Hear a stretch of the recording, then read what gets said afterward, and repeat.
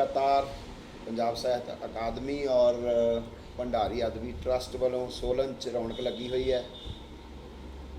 भंडारी साहब की महक च और डॉक्टर सोल होरां दी, डॉक्टर रवेल होरां दी रहनुमाई दे विच लगातार एक गैट टूगैदर वांग कह लो जां अपने आप नाल गल्लां कह लो, स्वै नाल गल्लां कह लो, जां सिरजण प्रक्रिया उन्होंने सौखे शब्दों च असीं कह दिंदे हां। रीक्रिएट करना, अपने आप नूं घरोड़ना, समझना, आत्म चिंतन करना। साडे दोस्त बारी बारी मक्खण मान होरी साडे नाल इस सैशन च ने, कहानीकार सन।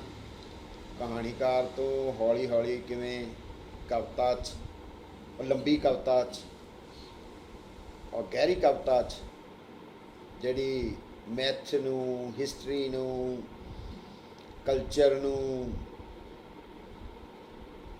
जिहड़ी कल साडे बजुर्गां ने, श्री राम आरशे होरां ने गल करदिआं जदों दस्सिआ सीगा, मैं फिर फरिहाद वाला तेसा इस्तेमाल करना शुरू कर दिता। तो तुसी मान होरां दीआं कवितावां दे विच भी कहानियां दे विच इन्हां दी संगणता सी पिंड दे करैक्टरां नूं लै के, लोह हड्डा वर्गे जिहदे हड्ड लोहे दे ने,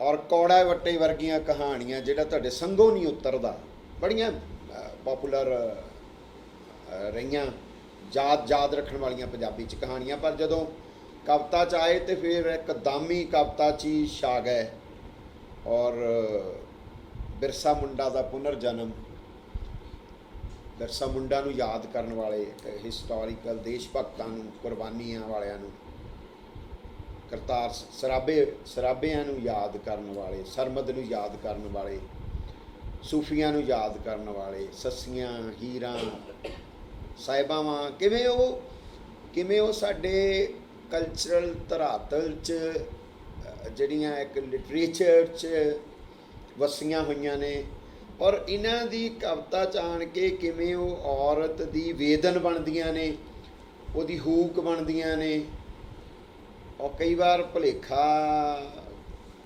खा सकदा जे कोई इन्हां दा नां ना लिखिआ होवे भी ये किसे मरहम दा, किसे औरत दा बिरतांत है, स्वै बिरतांत है, स्वै कथन वर्गियां कवितावां। वो द्रवता जिहड़ी आ वो तुसीं इन्हां दे बोलां दे विचों आपे चलोगे।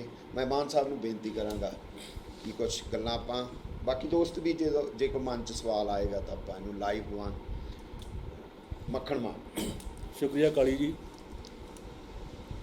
बहुत ही सत्कारयोग मैडम सोल जी, सरदार रवेल सिंह जी, अशोक भंडारी जी, मैडम निम्मी जी, मैडम गुल जी, सुरजीत सिंह जी, अर्श जी, तो बगूता जी, मनजीत भी बैठा, तो भैन तजिंदर कौर जी, तो साडा कल दा सेवादार बनिया आ घोलिया जी।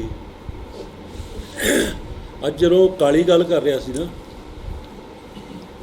विवेक ते विराग की गल, तो जदों मैं पहाड़ ते लालटैन वेखदा ना, मैनूं पहाड़ जिहड़ा मेरे लिए पहाड़ जिहड़ा आ वो विवेक आ, ते जिहड़ी लालटैन आ वो हैगी आ मेरा विराग। वो इसलिए आ कि मैं बहुत गरीबी हंडाई आ, डीवेरी लोच पढ़िया हैगा, जिहड़ी लालटैन तो साडी किस्मत च है ही नहीं सी, ये मेरा विराग आ, क्योंकि अपनी जिहड़ी पढ़ाई कीती आ वो कीती हैगी आ डीवेरी लोच दे उपर। तो जदों इन्हां ने प्रोग्राम लिखिआ तो मेरे यकदम ही वो लाइट जिहड़ी सीगी, रोशनी जिहड़ी सी वो अपने बचपन की वो इस लालटैन के रूप च, विराग के रूप च कल दी जग रही सी, बुझ रही सी, जग रही सी। तो मैं अपने आप को दीवा समझदा आ जिहड़ा जदों जगदा हैगा आ, वो हवा तो हनेरियां जिहड़ी हवा की हवा तो हनेरी तो अपने को बचा के रखता है। मैं अपना जिहड़ा बचपन आ, मेरी सारी जी कहानियाँ मेरिया सारी पेंडू पिछोकड़ दी कहानियाँ आ, तो सारा मेरा अपना ही जीवन है, वो सारा मेरे परिवार का जीवन आ, ਤੇ ਮੈਂ ਆਪਣੇ ਦੱਸਦਾ ਹੈ ਕਿ ਮੈਂ ਆ ਜਿੰਨੀ ਕਿ ਆਪਣੀ ਬੇਟੀ ਬਬੂਤਾ ਜੀ ਇੰਨਾ ਕੁ ਸੀਗਾ ਕਿ ਮੇਰਾ ਬਾਪ ਜਿਹੜਾ ਸੀ ਉਹ ਬਹੁਤ ਦਲੇਰ, ਤੇ ਦਲੇਰ ਇੰਨਾ ਕਿ ਮੰਨ ਲਓ ਆਲੇ ਦੁਆਲੇ ਦੇ ਜਿੰਨੇ ਵੀ ਸੀਗੇ ਪਿੰਡ ਸੀ ਡਰਦੇ ਸੀ ਉਹਨਾਂ ਤੋਂ। ਬਦਮਾਸ਼ ਆਪਣੇ ਨੂੰ ਕਿੰਨਾ ਕਮਾਉਂਦਾ ਸੀਗਾ, ਮੰਨ ਲਓ ਇਮਾਨਦਾਰ ਬਦਮਾਸ਼। ਮੰਨ ਲਓ ਇਹ ਨਹੀਂ ਸੀ ਕਿਸੇ ਦੀ ਧੀ ਵੱਲ ਜਾਂ ਕਿਸੇ ਦੀ ਔਰਤ ਵੱਲ ਅੱਖ ਚੱਕ ਕੇ ਦੇਖ ਲਈ। ਮੰਨ ਲਓ ਜਸਟਿਸ ਨਾਲ ਲੜਦਾ ਸੀਗਾ। ਮੰਨ ਲਓ ਪਿੰਡ ਵਿੱਚ ਕਿਸੇ ਦੀ ਜ਼ਮੀਨ 'ਤੇ ਕਬਜ਼ਾ ਹੋ ਗਿਆ ਤੇ ਉਹ ਬੰਦੇ ਸਾਰੇ ਘਰ ਆਏ ਚੱਲ ਕੇ, ਕਹਿੰਦਾ ਜੀ ਇਹ ਤੁਸੀਂ ਸਾਡਾ ਕਬਜ਼ਾ ਛਡਾ ਸਕਦੇ ਹੋ। ਧੱਕਾ ਹੋ ਗਿਆ ਸਾਡੇ ਨਾਲ। ਔਰ ਮੇਰਾ ਬਾਪ ਕਹਿੰਦਾ ਕੋਈ ਗੱਲ ਨਹੀਂ। ਪਲਾਨ ਕੀਤਾ ਉਹਨਾਂ ਨੇ, ਪਲਾਨ ਕਰਕੇ ਕੱਦੋਂ ਵਾਲੀ ਪਿੰਡ ਪੈਂਦਾ ਆ, ਸ਼ਹਿਰ ਕਾਲੀ ਦੇ ਜਿਹਨੂੰ ਤੇ ਜਾਣਦਾ ਆ, ਜਲੰਧਰ ਲਾਗੇ ਪਿੰਡ ਕੱਦੋਵਾਲ। ਕਬਜ਼ਾ ਲੈਣ ਚਲ ਗਏ ਜੀ। ਮੱਕੀ ਉਹਨਾਂ ਨੇ ਸਾਰੀ ਬਾਤ ਜਿਹੜੇ ਉਹ ਜਿਨ੍ਹਾਂ ਨੇ ਮੱਕੀ ਬੀਜੀ ਹੋਈ ਸੀਗੀ ਉਹਨਾਂ ਨੇ ਕਵਰੇਜ ਬੰਦ ਕਰਤਾ ਤੇ ਸ਼ਰਾਬ ਪੀਣੀ ਸ਼ੁਰੂ ਕਰਤੀ। ਮੰਨ ਲਓ ਸਾਰੀ ਰਾਤ ਕਬਜ਼ਾ ਚੱਲਦਾ ਰਿਹਾ। ਸਵੇਰੇ ਜਿਹੜੀ ਉਹ ਔਰਤ ਆ ਉਹ ਬਾਪ ਨੂੰ ਤਰਲਾ ਕਰ ਰਹੀ ਆ, ਕਹਿੰਦੀ ਮੈਂ ਜੰਗਲ ਪਾਣੀ ਜਾਣਾ ਆ, ਮੈਨੂੰ ਬਾਹਰ ਕੱਢ ਦੇ। ਉਹ ਔਰਤ ਹੀ ਕਰਦੀ ਆ, ਬਾਪੂ ਨੂੰ ਤਰਸ ਆ ਜਾਂਦਾ, ਉਹ ਔਰਤ ਨੂੰ ਬਾਹਰ ਕੱਢਦਾ ਆ ਤੇ ਉਹ ਔਰਤ ਹੌਲੀ ਹੌਲੀ ਪੈਰ ਘਸੀਟਦੀ ਜਾਂਦੀ ਸ਼ਹਿਰ ਆ ਜਾਂਦੀ ਆ ਸਦਰ ਥਾਣੇ ਆਉਂਦੀ ਆ ਤੇ ਪੁਲਿਸ ਆ ਜਾਂਦੀ ਹੈਗੀ। ਪਹਿਲਾਂ ਨਾ ਉਹ ਪੁਲਿਸ ਦੇ 2-4 ਸਿਪਾਹੀ ਆਉਂਦੇ ਹੈਗੇ ਆ ਤੇ ਉਹ ਬਾਕੀ ਕਹਿੰਦੇ ਭੱਜ ਚਲੀਏ। ਬਾਪੂ ਕਹਿੰਦਾ ਭੱਜਣਾ ਨਹੀਂ ਹੋਣਾ। ਇਹ ਪੁਲਿਸ ਮੁਕਾਬਲਾ ਕਰਦੇ ਜੀ, ਪੁਲਿਸ ਭਜਾ ਦਿੰਦੇ। ਪੁਲਿਸ ਭਜਾਉਂਦੇ ਆ, ਉਹ ਪੁਲਿਸ ਨਾਲ ਕੁੱਟ ਮਾਰ ਕਰਦੇ ਭਜਾਉਂਦੇ ਉਹਨਾਂ ਨੂੰ ਤੇ ਪੁਲਿਸ ਪੁੜ ਜਾਂਦੀ ਵਾਪਸ। ਫਿਰ ਪੂਰੀ ਗਾਤ ਭਰ ਕੇ ਆਉਂਦੀ ਪੂਰੀ ਪੁਲਿਸ ਵੀ ਜਿੱਦਾਂ ਛੱਲੀਆਂ ਕੁੱਟੀ ਦੇ ਨਾ ਇੱਦਾਂ ਫਿਰ ਉਹਨਾਂ ਨੂੰ ਕੁੱਟ ਪੈਂਦੀ ਹੈ।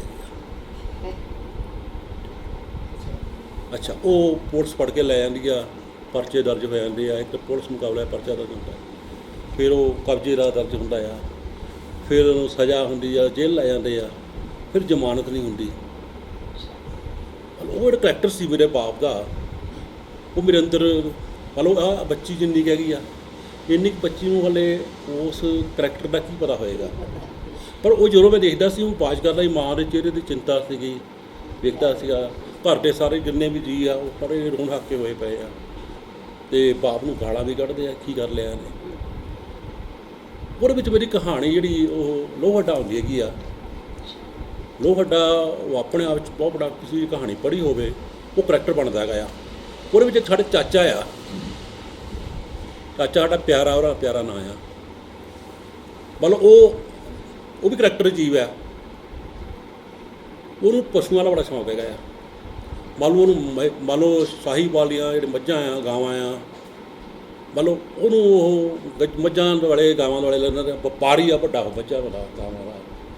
ਮੰਨ ਲਓ ਪੂਰੇ ਪੰਜਾਬ 'ਚ ਘੁੰਮ ਕੇ ਉਹ ਕਿੱਥੇ ਮੱਝ ਹੈਗੀ ਆ ਉਹ ਦੇਖ ਕੇ ਲਾਉਂਦਾ। ਮੱਝ ਦੀ ਪੂਛ ਦੱਸ ਦਿੰਦਾ ਸੀ ਇਹ ਮੱਝ ਕਿਹੜੀ ਹੈਗੀ ਆ, ਮੱਝ ਦੇ ਸਿੰਘ ਦੇ ਕੇ ਦੱਸ ਦਿੰਦਾ ਸੀਗਾ।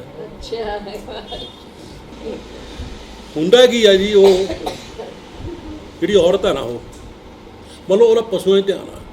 ਫਿਰ ਉਹ ਘੋੜੀ ਲੈ ਆਉਂਦਾ, ਮਤਲਬ ਘੋੜੀ ਲੈ ਆਇਆ, ਘੋੜਾ ਲੈ ਆਇਆ, ਮਤਲਬ ਪਸ਼ੂ ਚੱਲ ਗਿਆ, ਘੋੜੀ ਚੜ੍ਹ ਕੇ ਚੱਲ ਗਿਆ, 4 ਨੂੰ ਗਾਇਬ, 5 ਨੂੰ ਗਾਇਬ। ਮਤਲਬ ਦੋਨੋਂ ਕਰੈਕਟਰ ਜਿਹੜੇ ਮੇਰੇ ਬਾਪ ਦੇ ਅਤੇ ਚਾਚੇ ਦੇ ਉਹ ਆਪਣੇ ਆਪ 'ਚ ਅਜੀਬ, ਬਿਲਕੁਲ ਇੱਕ ਦੂਜੇ ਦੇ ਉਲਟ ਹੈਗੇ ਆ। ਅਤੇ ਫਿਰ ਕੀ ਹੁੰਦਾ ਹੈ ਕਿ ਚਾਚੇ ਦੇ ਸਹੁਰੇ ਆ ਨਾ, ਉਹ ਉਹਨੂੰ ਕਿਸੇ ਸਹੁਰੇ ਬੁਲਾਉਂਦੇ ਆ, ਕਹਿੰਦੇ ਲੈ ਵੀ ਇਹਦਾ ਕੰਮ ਖਿੱਚਦੇ ਆ। ਉਹ ਜਦੋਂ ਸਹੁਰੇ ਜਾਂਦਾ ਨਾ ਉਹਨੂੰ ਹਵੇਲੀ 'ਚ ਬੰਦ ਕਰ ਦਿੰਦੇ ਆ। ਅਤੇ ਪੁਰਾਣੇ ਸਮੇਂ ਜਿਹੜੇ ਰਿਸ਼ਤੇ ਹੁੰਦੇ ਸੀ ਨਾ, ਉਹ ਰਿਸ਼ਤਿਆਂ ਵਿੱਚ ਰਿਸ਼ਤੇ ਹੋ ਜਾਂਦੇ ਸੀਗੇ। ਅਤੇ ਉਹ ਸਾਡੇ ਬਾਪ ਨੂੰ ਦੱਸਦੇ ਆ ਵੀ ਉਹ ਤਾਂ ਉਹਨੂੰ ਅੱਜ ਜਿਹੜਾ ਕੰਮ ਕਰ ਲੈਣਾ ਹੈਗਾ। ਅੱਛਾ, ਉਹ ਜੀ ਫਾਦਰ ਨੂੰ ਲੱਗਦਾ ਪਤਾ, ਫਾਦਰ 5-7 ਦੋਸਤ ਲੈ ਕੇ ਜਾਂਦਾ ਆ, ਜਾ ਕੇ ਜੀ ਉੱਥੇ ਕਿਰਪਾਨਾਂ ਕੱਢ ਕੇ, ਪਰ ਉਹ ਲੜਾਈ ਕਿਰਪਾਨਾਂ ਨਹੀਂ ਹੁੰਦੀ ਸੀ। ਅਤੇ ਸਾਡੇ ਫਾਦਰ ਦੀ ਦਹਿਸ਼ਤ ਬੜੀ ਹੁੰਦੀ ਸੀਗੀ। ਉਹ ਜੀ ਫੜਾ ਕੇ ਲੈ ਆਉਂਦੇ ਪਿਓ ਨੂੰ, ਨਾਲੇ ਕਟਾਪਾ ਚੜ੍ਹਦੇ ਉਹਨਾਂ ਦੇ। ਉਹ ਜਿਹੜੀ ਨਾ ਘੁੰਡੀ ਉਹਨਾਂ ਦੇ ਮਨ 'ਚ ਭੱਜ ਜਾਂਦੀ ਹੈਗੀ ਆ ਉਹਦੇ ਸਹੁਰਿਆਂ ਦੇ, ਮੇਰੇ ਬਾਪ ਪ੍ਰਤੀ ਨਫ਼ਰਤ ਦੀ ਜਿਹੜੀ ਔਰਤ ਦਾ ਆਪਣਾ ਇੱਕ ਰੁੱਦਨ ਆ, ਉਹ ਸਾਡੇ ਚਾਚੇ ਜਿਹੜਾ ਸਾਡੇ ਥੋੜ੍ਹਾ ਚਾਚਾ ਸੀਗਾ ਉਹ ਤੇ ਆਸ਼ਕ ਹੋ ਜਾਂਦੀ ਹੈ, ਅਤੇ ਉਹ ਤੇ ਆਸ਼ਕ ਹੋ ਜਾਂਦੀ ਆ ਅਤੇ ਚਾਚਾ ਉਹਨੂੰ ਲੈ ਕੇ ਭੱਜ ਜਾਂਦਾ, ਚਾਚੀ ਸਾਡੀ ਨੂੰ। ਅਤੇ ਖੈਰ ਜੀ ਰੌਲਾ ਰੱਪਾ ਪੈਂਦਾ, ਹਫ਼ਤੇ ਦਸਾਂ ਨੂੰ ਕਾਬੂ ਆ ਜਾਂਦੇ ਆ। ਪੰਚਾਇਤ ਹੁੰਦੀ ਆ, ਪੰਚਾਇਤਾਂ ਹੁੰਦੀਆਂ, ਪੁਰਾਣੇ ਸਮੇਂ ਪੰਚਾਇਤਾਂ ਹੀ ਹੁੰਦੀਆਂ ਸੀਗੀਆਂ। ਪੰਚਾਇਤ ਆਉਂਦੀ ਆ ਅਤੇ ਉਹਦੇ 'ਚ ਕਹਿੰਦੀ ਹੈ ਜੀ ਮੈਂ ਤਾਂ ਹੁਣ ਰਹਿਣਾ ਹੀ ਇਹਦੇ ਆ, ਚਲੋ ਜੀ ਹੋ ਗਿਆ ਜੀ, ਹੋ ਗਿਆ। ਮਤਲਬ ਇਹ ਮੇਰੀ ਕਹਾਣੀ ਆ, ਚਲੋ ਵੱਡਾ 'ਚ ਸਾਰੇ ਕਰੈਕਟਰ ਆਉਂਦੇ ਆ। ਫਿਰ ਇਹਦੇ 'ਚ ਮੇਰੀ ਆਪਣੀ ਕੁਝ ਇਮੈਜੀਨੇਸ਼ਨ ਵੀ ਜਗ੍ਹਾ ਆ, ਕਿਉਂਕਿ ਗਿਆਨ ਨਹੀਂ ਵੱਡਾ ਹੁੰਦਾ, ਕਲਪਨਾ ਵੱਡੀ ਹੁੰਦੀ ਹੈਗੀ ਆ। ਅਸੀਂ ਇਹ ਜਿਹੜੀਆਂ ਗੱਲਾਂ ਕਰ ਲਈਏ, ਮੇਰੇ ਕੋਲ ਸਾਰਾ ਕੁਝ ਪਿਆ ਹੈਗਾ ਆ। ਇਹਦੇ 'ਚ ਮੇਰੀ ਕਹਾਣੀ ਲੋਹੜ੍ਹਾ ਆਉਂਦੀ ਆ। ਫਿਰ ਉਸ ਤੋਂ ਬਾਅਦ ਜਦੋਂ ਪੰਜਾਬ 'ਚ ਅੱਤਵਾਦ ਦਾ ਦੌਰ ਆਉਂਦਾ ਹੈਗਾ ਆ, ਅੱਤਵਾਦ ਦੇ ਦੌਰ ਵਿੱਚ ਕਿਉਂਕਿ ਮੈਂ ਪਟਵਾਰੀ ਹਾਂ ਅਤੇ ਮੇਰਾ ਜ਼ਮੀਨ ਨਾਲ ਸੰਬੰਧ ਹੈ, ਮੇਰਾ ਬਾਪ ਵੀ ਕਿਸਾਨ ਆ, ਉਹਦਾ ਵੀ ਜ਼ਮੀਨ ਨਾਲ ਸੰਬੰਧ ਹੈਗਾ। ਅਤੇ ਕਿਉਂਕਿ ਜ਼ਮੀਨ ਬਾਰੇ ਮੈਨੂੰ ਨੌਲੇਜ ਹੈ, ਜ਼ਮੀਨ ਵਿੱਚ ਕਿੱਦਾਂ ਹੜੱਪਣੀ ਆ, ਕਿੱਦਾਂ ਕਿਸੇ ਦੀ ਜ਼ਮੀਨ 'ਤੇ ਕਬਜ਼ੇ ਕਰਨੇ ਆ। ਮੰਨ ਲਓ ਮੈਨੂੰ ਸਾਰੇ ਕਰੈਕਟਰ ਉਹਨਾਂ ਦੇ ਪਿੰਡਾਂ ਦੇ ਲੋਕਾਂ ਦੇ ਪਤਾ ਹੈਗਾ ਆ। ਅੱਤਵਾਦ ਦੇ ਵਿੱਚ ਕਿਉਂਕਿ ਲੋਕਾਂ ਨੇ ਬਲੈਕਮੇਲ ਬਹੁਤ ਹੋਇਆ, ਲੋਕਾਂ ਨੇ ਖੁੰਦਕਾਂ ਬੜੀਆਂ ਕੱਢੀਆਂ ਗਈਆਂ। ਉਹਨਾਂ ਦਿਨਾਂ ਵਿੱਚ ਹੀ ਕੋਈ ਮੁੰਡਾ ਆ, ਕਲੀਨ ਸ਼ੇਪ ਹੈ, ਭਲਵਾਨ ਹੈਗਾ, ਉਹ ਪਜਾਲਾ ਭਲਵਾਨ ਕਲੀਨ ਸ਼ੇਪ ਹੁੰਦੇ ਹੈਗੇ ਆ। ਉਹ ਅਖਾੜੇ 'ਚ ਬੜਾ ਅੱਛਾ ਭਲਵਾਨ ਹੈਗਾ ਆ। 10ਵੀਂ ਕਰ ਜਾਂਦਾ, 10ਵੀਂ ਕਰਨ ਤੋਂ ਬਾਅਦ ਉਹ ਖਾਲਸਾ ਕਾਲਜ ਆਉਂਦਾ ਹੈਗਾ। ਖਾਲਸਾ ਕਾਲਜ ਦਾ ਜਿਹੜਾ ਆਪਣਾ ਮੋਹਰਾ ਹੈਗਾ ਆ, ਉਹ ਬੰਦਾ ਅੰਮ੍ਰਿਤ ਛਕ ਲੈਂਦਾ ਹੈਗਾ।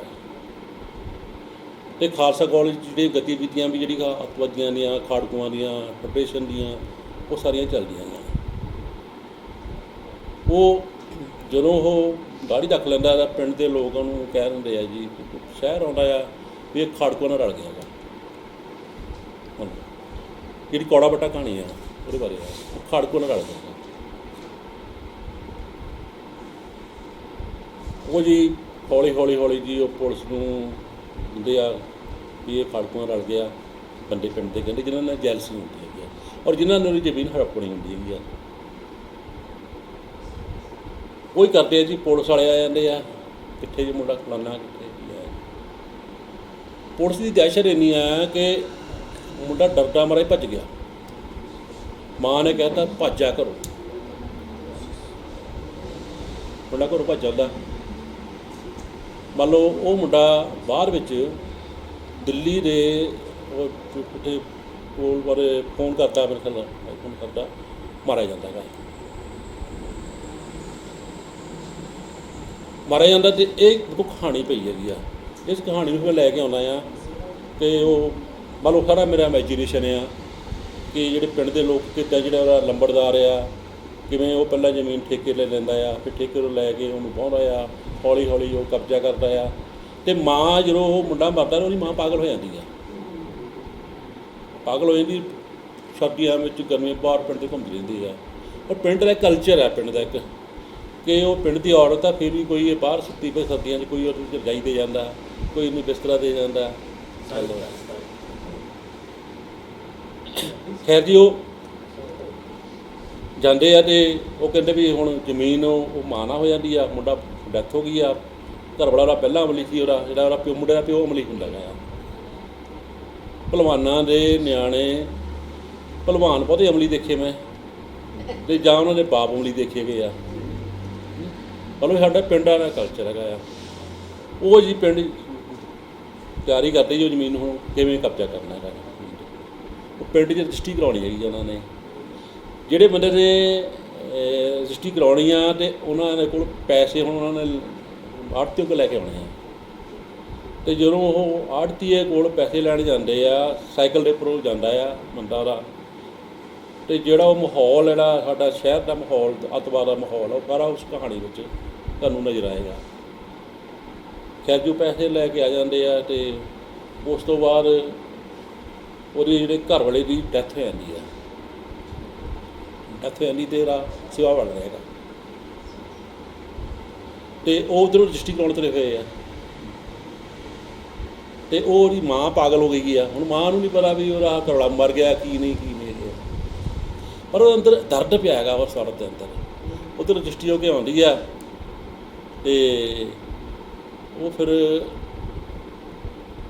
ਰਜਿਸਟਰੀ ਹੋ ਕੇ ਆਉਂਦੀ ਹੈ ਅਤੇ ਸਿਵਾ ਵੜ ਰਿਹਾ ਹੈਗਾ, ਸਿਵਾ ਵੜ ਰਿਹਾ ਅਤੇ ਜਿਹੜਾ ਉਹਦਾ ਪਿਓ ਨਾਜਰ ਸਿੰਘ ਹੈ ਨਾ, ਮੁੰਡੇ ਦਾ ਜਿਹੜਾ ਪਿਓ ਹੈਗਾ ਆ, ਉਹ ਦੇਖਦਾ ਵੀ ਇਹ ਜ਼ਮੀਨ ਹੜਪ ਰਹੀ ਹੈਗੀ ਆ, ਅਤੇ ਉਹ ਪਿੰਡੋਂ ਜਦੋਂ ਉਹਨਾਂ ਰਜਿਸਟਰੀ ਕਰਾ ਕੇ ਆਉਂਦਾ ਹੈਗਾ ਆ, ਸਿਵਿਆਂ 'ਚ ਆਉਂਦਾ ਆ, ਅਤੇ ਪੈਸੇ ਉਹਦੀ ਜੇਬ 'ਚ ਹੁੰਦੇ ਹੈਗੇ ਆ, ਅਤੇ ਸਿਵਿਆਂ 'ਚ ਆਉਂਦਾ ਜਿਹੜੇ ਮੁੰਡੇ ਦੇ ਪਿਓ ਨੇ ਕਬਜ਼ਾ ਕੀਤਾ ਹੁੰਦਾ, ਉਹਦਾ ਦੋਸਤ ਹੁੰਦਾ ਹੈਗਾ, ਉਹਦੇ ਅੰਦਰ ਫਿਰ ਵੀ ਕਿਤੇ ਨਾ ਕਿਤੇ ਇਨਸਾਨੀਅਤ ਹੈਗੀ ਆ। ਉਹ ਸਿਵਿਆਂ ਕੋਲ ਆ ਕੇ ਰੋਂਦਾ ਹੈਗਾ ਆ, ਅਤੇ ਅਸੀਂ ਕੀ ਕੀਤਾ ਹੈਗਾ, ਅਸੀਂ ਇਹ ਮਰਡਰ ਵੀ ਇਹਦਾ ਮਾਰ ਵੀ ਦਿੱਤਾ ਆ, ਜ਼ਮੀਨ ਵੀ ਹੜਪ ਲਈ ਹੈਗੀ ਆ। ਨਾਜਰ ਸਿੰਘ ਅਖੀਰ 'ਤੇ ਕਲਾਈਮੈਕਸ ਕੀ ਕਹਾਣੀ ਦਾ, ਜੇਬ 'ਚ ਪੈਸੇ ਪਾਉਂਦਾ ਅਤੇ ਉਹਦਾ ਪੁੱਤ ਨਾ ਆਉਂਦਾ ਆ ਬਾਪੂ, ਉਹ ਜੇਬ 'ਚ ਪੈਸੇ ਕੱਢਦਾ ਆਪਣੇ, ਉਹਨਾਂ ਲੈ ਰਿਹਾ ਇਹਨੂੰ ਥੋੜ੍ਹਾ ਵੱਡਾ ਮੱਗਰ ਸਿੰਘ ਦੇ ਮਤਲਬ ਇਹ ਕਹਾਣੀਆਂ ਜਿਹੜੀਆਂ ਸਾਡੇ ਕੋਲ ਉਹਦੇ 'ਚ ਆਉਂਦੀਆਂ। ਫਿਰ ਇਸ ਤਰ੍ਹਾਂ ਹੀ ਇੱਕ ਕਹਾਣੀ ਆਉਂਦੀ ਮੇਰੇ ਕੋਲ, ਜੰਗ ਜਾਰੀ ਹੈ, ਛੋਟੀ ਕਹਾਣੀ ਹੈ, ਬਿਲਕੁਲ ਨਿੱਕੀ ਜਿਹੀ ਕਹਾਣੀ ਕਿ ਦੋ ਬੱਚੇ ਆ, ਕਿਉਂਕਿ ਮੇਰੀ ਕਹਾਣੀਆਂ ਬਿਲਕੁਲ ਨੀਮ ਕਿਸਾਨੀ ਦੀਆਂ ਗਰੀਬਾਂ ਦੇ ਬੱਚਿਆਂ ਦੀਆਂ ਕਹਾਣੀ ਹੈਗੀਆਂ, ਅਤੇ ਸਕੂਲ ਪੜ੍ਹਦੇ ਪਏ ਨੇ ਗੌਰਮੈਂਟ ਸਕੂਲ। ਬਹੁਤ ਸੋਹਣੀ ਕਹਾਣੀ ਹੈ। ਹਾਂ, ਘਾਹ ਖੋਦ ਲਈ ਹੈ। ਹਾਂ, ਅਤੇ ਉਹ ਦੋ ਬੱਚੇ ਆ, ਅਤੇ ਪਿਓ ਉਹਨਾਂ ਦਾ ਹੈ ਨਹੀਂ ਗਾ, ਅਤੇ ਮਾਂ ਜਿਹੜੀ ਹੈਗੀ ਆ ਬਿਮਾਰ ਹੋ ਜਾਂਦੀ ਆ। ਅੱਗੇ ਮਾਂ ਨਾ ਉਹ ਖੇਤ ਘਾਹ ਕੁੱਤਣ ਜਾਂਦੀ ਹੈਗੀ ਆ, ਉਸ ਦਿਨ ਉਹ ਮਾਂ ਬਿਮਾਰ ਨਹੀਂ, ਮੁੰਡੇ ਕਹਿੰਦੇ ਘਰ 'ਚ ਚੱਲਦੇ ਆ, ਉਹ ਜਾਂਦੇ ਆ ਅਤੇ ਇੱਕ ਕੋਠੀ 'ਚ ਘਾਹ ਦੇਖਦੇ ਹੈਗੇ ਆ, ਘਾਹ ਦੇਖਦੇ ਕਿ ਕਹਿੰਦੇ ਲਿਆ ਵੀ ਆ ਘਾਹ ਖੋਲਦੇ। ਜਦੋਂ ਉਹ ਕੰਨ ਟੱਪ ਕੇ ਘਾਹ ਕੁੱਤਣ ਲੱਗਦੇ ਨਾ, ਇੱਕ ਮੈਡਮ ਆਉਂਦੀ ਆ, ਓਏ ਕੀ ਕਰਦੇ ਇੱਥੇ? ਉਹ ਦੇਖਦੇ, ਉਹ ਸਕੂਲ ਦੀ ਉਹਨਾਂ ਦੀ ਮੈਡਮ ਹੁੰਦੀ ਆ, ਉਹ ਸਕੂਲ ਟੀਚਰ ਹੁੰਦੀ ਆ, ਸਕੂਲ ਟੀਚਰ ਹੁੰਦੀ ਆ, ਉਹਨਾਂ ਦੀ ਹੋਈ। ਹਾਂ, ਅਤੇ ਉਹ ਸਕੂਲ ਜਾਂਦੇ ਅਗਲੇ ਦਿਨ, ਮਾਂ ਕਹਿੰਦੀ ਸਕੂਲ ਜਾਓ, ਪਰ ਪੜ੍ਹਾਈ 'ਚ ਮੁੰਡੇ ਹੁਸ਼ਿਆਰ ਹੈਗੇ ਆ, ਅਤੇ ਉਹ ਕਹਿੰਦਾ ਅੱਛਾ ਮੈਂ ਚੱਲਦੇ ਆ, ਅੱਜ ਕੱਲ੍ਹ ਪੈਰ ਮਲਦੇ ਆ, ਸਕੂਲ ਮਲਦੇ ਜਾਂਦੇ ਸਕੂਲ, ਅਤੇ ਉਹਨੂੰ ਕਹਿੰਦਾ ਵੀ ਅੱਜ ਮੈਡਮ ਕੁੱਟੇਗੀ ਸਾਨੂੰ। ਮੈਡਮ ਉਹ ਸਕੂਲ 'ਚ ਸਵਾਲ ਕੱਢਣ ਕਹਿੰਦੀ ਆ,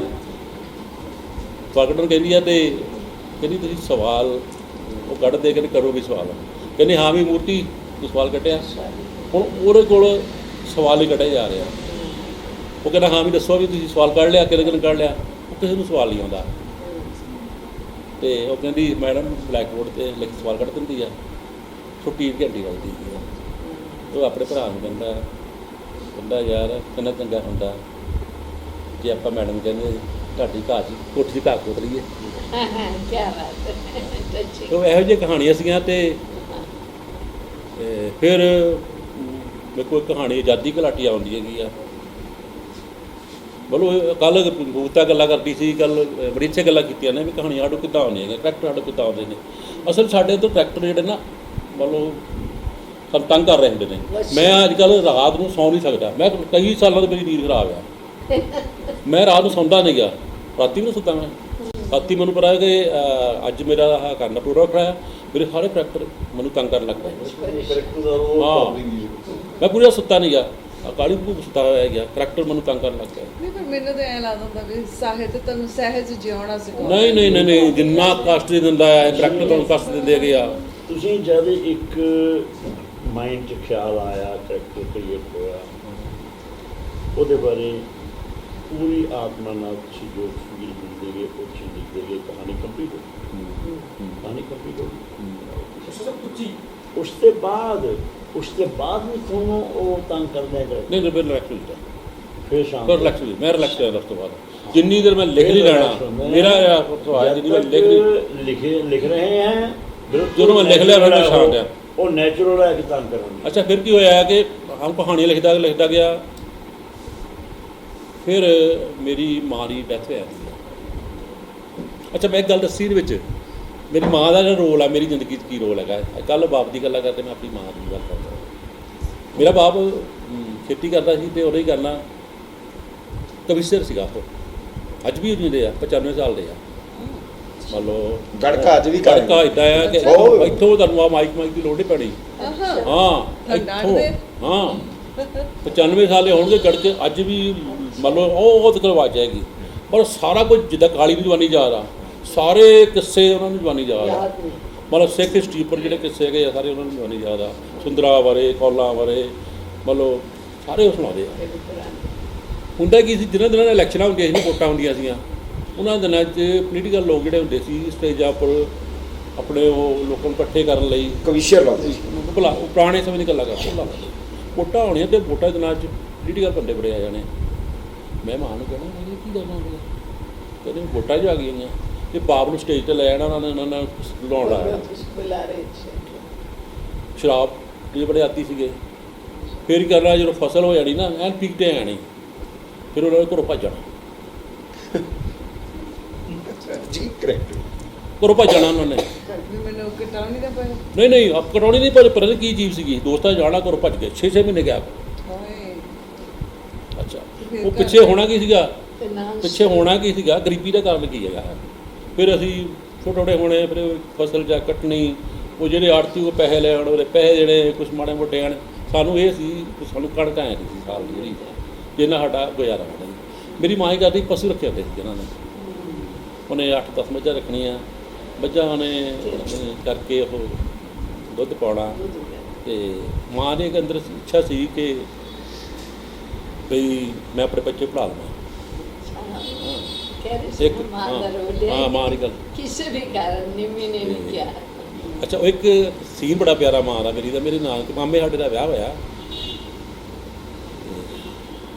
ਬਾਅਦ 'ਚ ਕੁੜੀਆਂ ਨੂੰ ਦਿੰਦੇ ਨਾਨਕੇ, ਤੇ ਮੇਰੀ ਮਾਂ ਕਹਿਣ ਲੱਗੀ ਬਈ ਮਾਮੇ ਸਾਡੇ ਨਾਲ ਮਾਮਿਆਂ ਨੂੰ ਵੀ ਯਾਰ ਮੈਨੂੰ ਕੁਛ ਨਾ ਦਿਓ ਤੁਸੀਂ, ਮੇਰੇ ਮੁੰਡੇ ਦੀ ਫੀਸ ਪਈ ਕਾਲਜ ਦੀ।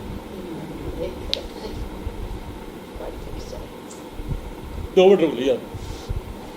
ਇਮੋਸ਼ਨਲ ਹੈ ਮਾਂ। ਐਕਚੁਅਲੀ ਮਾਂ ਦਾ ਕਿਰਦਾਰ ਹੀ ਐਸਾ, ਕੋਈ ਮਾਂ ਵੀ ਫਿਕਰ ਕਰੇ ਬੱਚੇ ਦਾ, ਉਹ ਵੀ ਫਿਰ ਬੱਚਾ ਵੀ ਕਰੇ ਤਾਂ ਵੀ ਮੰਦਿਰ ਬਸ ਪਾਣੀ ਤੂੰ ਵੀ ਗਾਉਣਾ ਆ ਜਾਣਾ, ਮੈਂ ਵੀ ਰੋਣੀ ਆ। ਸੰਗਮ ਬਣਾਇਆ ਨਾ, ਇਹ ਪ੍ਰਾਪਤੀ ਹੈ ਇਥੋਂ ਦੀ ਕਿ ਆ ਜਿਹੜੇ ਮਨ ਚ ਲੁਕੇ ਹੋਏ ਭਾਵ ਨੇ ਇੰਝ ਅੱਖਾਂ ਵੱਲੋਂ ਨਿਕਲ ਰਹੇ ਸਨ। ਅਦੀਪਤੀ ਇਹਨਾਂ ਨੇ ਚੱਲ ਰਹੇ ਹੈ ਇਹਨਾਂ ਨੇ ਗਾਉਣਾ ਸ਼ੁਰੂ ਕੀਤਾ ਬੇਟੇ ਲਈ ਹਾਂ, ਲਿਖੇ ਭਾਵੁਕ ਹੋਏ। ਮੈਂ ਤਾਂ ਗਈ। ਹਾਂ ਮੇਰਾ ਬਹੁਤ ਬੁਰਾ ਹਾਲ ਹੋਇਆ। ਔਰ ਨਹੀਂ ਮੈਂ ਵੈਸੇ ਬਹੁਤ ਭਾਵੁਕ ਹਾਂ। ਇਮੋਸ਼ਨਲ ਹੋ ਮੈਂ ਜਾਂਦਾ। ਬਹੁਤ ਨਹੀਂ ਸਾਰੇ ਲੇਖਕ ਹੁੰਦੇ ਹੀ ਭਾਵਕ ਨੇ, ਕੋਈ ਵੀ ਅੱਛਾ, ਹੋਇਆ ਕੀ? ਕੋਈ ਵੀ ਹੋਏ, ਸਿੰਗਰ ਹੋਏ ਕਿ ਕੁਛ। ਮਾਤਾ ਨੂੰ ਕੈਂਸਰ ਹੋਇਆ ਨਹੀਂ ਸੀਗਾ। ਓਕੇ ਕੈਂਸਰ ਹੋਇਆ ਨਹੀਂ, ਬੜੀ ਮਿਹਨਤ ਕੀਤੀ ਉਹਨਾਂ ਨੇ। ਬਾਪ ਨੇ ਆਉਣਾ 6 ਮਹੀਨੇ ਬਾਅਦ ਆਉਣਾ, ਉਹਨੇ ਮਾਂ ਨੂੰ ਕੁੱਟ ਕੇ ਫਿਰ ਘਰੋਂ ਭੱਜ ਜਾਣਾ। ਪਟਾਪਾ ਜੜ ਦੇਈਏ। ਦੇਖੋ ਮਾਰੋ ਪੁਰਾਣੇ ਫਿਜ਼ੀਕਲੀ ਵੀ ਕਰਦੇ ਹੈਂ, ਸੀ ਹਾਂ। ਨਾ, ਮੈਂਟਲੀ ਟਾਰਚਰ ਫਿਰ ਉਹਨਾਂ ਦਾ ਸੀਨ ਕੀ ਸੀਗਾ, ਹੱਥ 'ਚ ਕਿਰਪਾਨ ਉਹਨੇ ਨੰਗੀ ਹੋਣੀ, ਰਾਤ ਪਿੱਟੂ ਦੀ ਬੁਲਬੁਲੀਆਂ ਮਾਰ ਦੇਣਾ, ਮੁੱਕੇ ਮਾਰ ਦੇਣਾ, ਦਰਖਤਾਂ ਦੇ ਉੱਪਰ ਕਈ ਦਰਖਤ ਕੱਟਦੇ ਨੇ ਮਾਰਨ, ਥਾਂ ਮਾਰਨੇ, ਲੋਕਾਂ ਨੂੰ ਡਰਾਉਣਾ। ਮਤਲਬ ਆਪਣੀ ਐਂਟਰੀ ਕਰਨੀ ਉਹਨਾਂ ਨੇ, ਘਰ 'ਚ ਐਂਟਰੀ ਕਰਨ ਦੀ ਵੀ ਮੈਨੂੰ ਹੁਣ ਕੋਈ ਮਾੜਾ ਨਾ ਕਵੇ, ਮਤਲਬ ਹੁਣ ਤੂੰ ਕਵੇ ਨਾ ਕ੍ਰਿਟਿਸਾਈਜ਼ ਨਾ ਕਰੇ। ਇਹ 97 ਦੀ ਨਾਲ ਉਹਨਾਂ ਦੀ ਮੌਤ ਹੈ ਜੀ, ਕੈਂਸਰ ਹੁੰਦੀ ਆ। ਫਿਰ ਹੀ ਕਰਦੇ ਅਸੀਂ ਕਦੀ। ਔਰ ਮੈਨੂੰ ਲੱਗਦਾ ਇਸੇ ਕਰਕੇ ਇਹਨਾਂ ਦੀਆਂ ਕਵਿਤਾਵਾਂ ਨਾ ਬੜੀਆਂ ਨਾਰੀ ਪੱਖੀ ਨੇ। ਉਹ ਐ ਲੱਗਦਾ ਵੀ ਇਹ ਕਿਤੇ ਨਾਰੀ ਬੋਲ ਰਹੀ ਹੈ। ਹਾਂ। ਇਹ ਵੀ ਕਵਿਤਾਵਾਂ 'ਚ ਇਹਨਾਂ ਦੇ ਮਦਰ ਹੀ ਉਹ ਸਾਰਾ ਕੁਝ ਉਹ ਆ ਰਿਹਾ, ਉਹ ਟਰੈਵਲ ਕਰ ਰਿਹਾ ਜੈਸੇ। ਕਈ ਚੀਜ਼ਾਂ ਨੇ, ਇਮੋਸ਼ਨਸ ਹੈਗੇ ਆ। Yes. ਐਵੇਂ ਹੀ ਆਪਾਂ ਮੁੱਕਰੀ ਜਾਈਏ ਵੀ ਨਹੀਂ ਲੇਖਕ ਆ ਇਦਾਂ ਇਦਾਂ ਹੈ, ਤੁਹਾਡੇ ਨਾਲ ਹੋਈਆਂ ਨੇ, ਬੀਤੀਆਂ ਨੇ, ਤੁਹਾਨੂੰ ਲੈ ਤੁਰਦੀਆਂ ਨੇ। ਅੱਜ ਜਿਵੇਂ ਅਸੀਂ ਸਵੇਰ ਦੇ ਕਦੀ ਇੱਕ ਵਿਆਹ 'ਚ ਬਹਿ ਰਹੇ ਆ, ਬੱਚਿਆਂ ਨੂੰ ਯਾਦ ਕਰ ਰਹੇ ਆ, ਸਾਰੇ ਅੱਖਾਂ ਪੂੰਝ ਰਹੇ ਆ।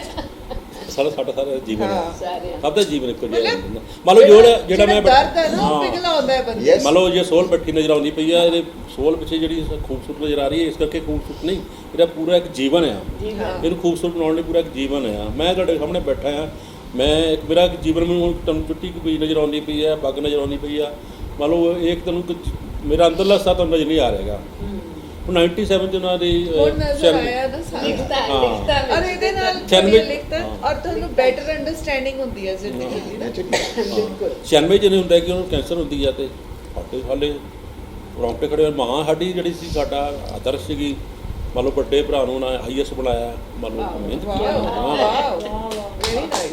ਸੈਲੂਟ ਟੂ ਹਰ, ਤੇ ਸਲਾਮ। ਮੈਂ ਸੀਗਾ, ਮੇਰਾ ਨਾਨਾ ਸੀ ਲੰਬੜਦਾਰ ਸੀਗਾ, ਓਕੇ ਉਹਨੇ ਕਿਹਾ ਮੇਰਾ ਨਾ ਜਿਹੜਾ ਬੇਟਾ ਪਟਵਾਰੀ ਲਿਖਣਾ ਚਾਹੀਦਾ। ਉਹਨੂੰ ਇਹ ਨਹੀਂ ਮਾਵਾਂ ਨੂੰ ਹੁੰਦਾ ਸੀਗਾ ਕਿ ਉਹ IAS ਬਣ ਗਿਆ, ਬਣ ਗਿਆ, ਉਹਨਾਂ ਵਾਸਤੇ ਪਟਵਾਰੀ ਵੱਡਾ ਸੀ। ਬਹੁਤ ਵਾਰੀ ਬਹੁਤ ਵੱਡਾ।